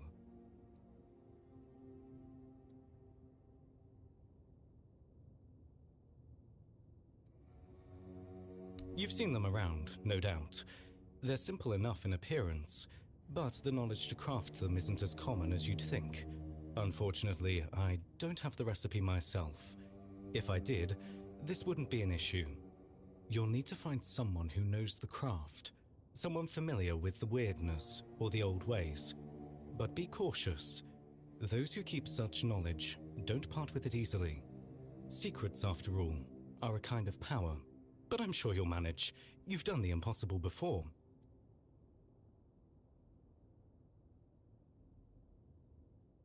A druid would be ideal, of course.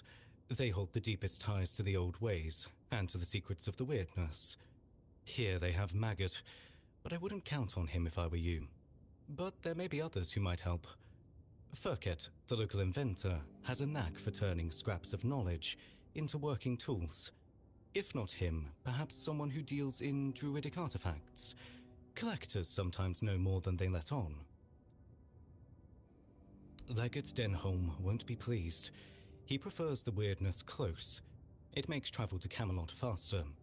But this isn't about his ambitions. It's about the people of Connacht and what they need to survive.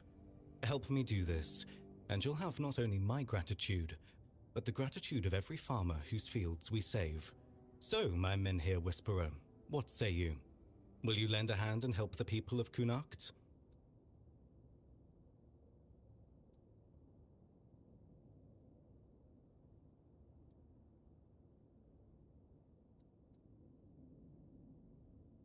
Good. I knew you'd see the importance of this. Together, we'll keep the fields alive and the people fed. For now, at least. Once you have the lanterns, they need to be placed around the farmlands. Start with the fields of Reese and Ida. They work as a couple and have some of the largest crops in Kunakt. Then head to the lands of Rob and Gil. They're brothers, and while they're stubborn, their fields are crucial to the town's food supply. Without their harvest, we'd be in serious trouble. Position the lanterns carefully. Their glow will push back the weirdness, at least for a time. It won't be a permanent solution, but it's what we need to survive the season.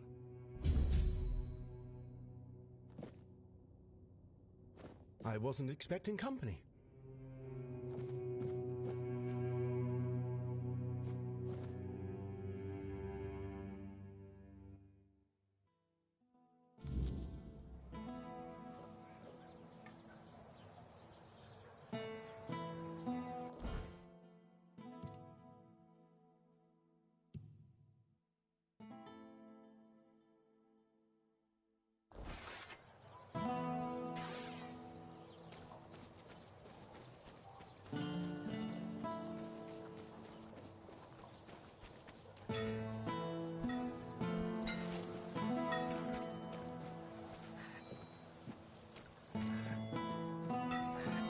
Oh, it's you.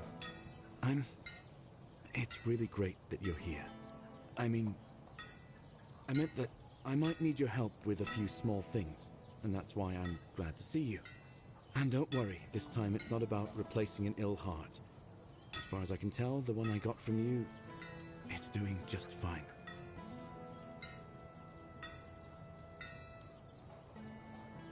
Oh, that's kind of you to ask. And, well, truth be told, things are a bit different. My body feels stronger. Honestly, I've never worked better. Urfir's even started giving me these suspicious looks.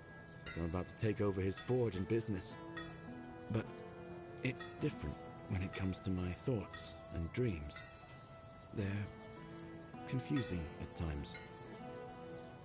I'm not sure how to put it into words.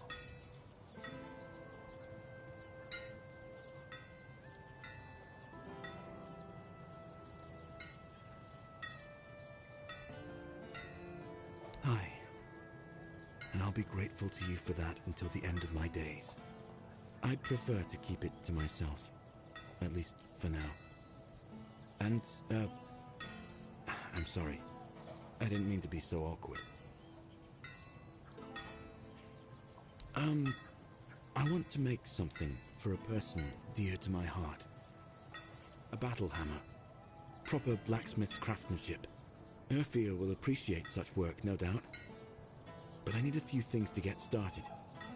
For the shaft, I want to use black alder, a tree that grows in the swamp.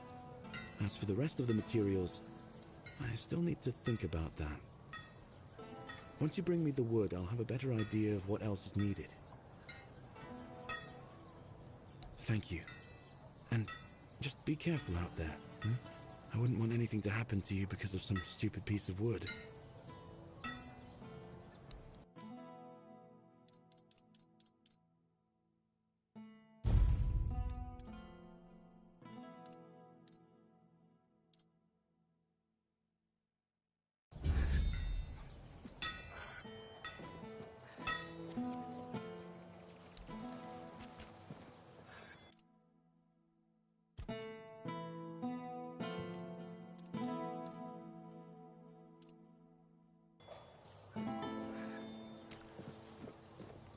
Got something for me to look at?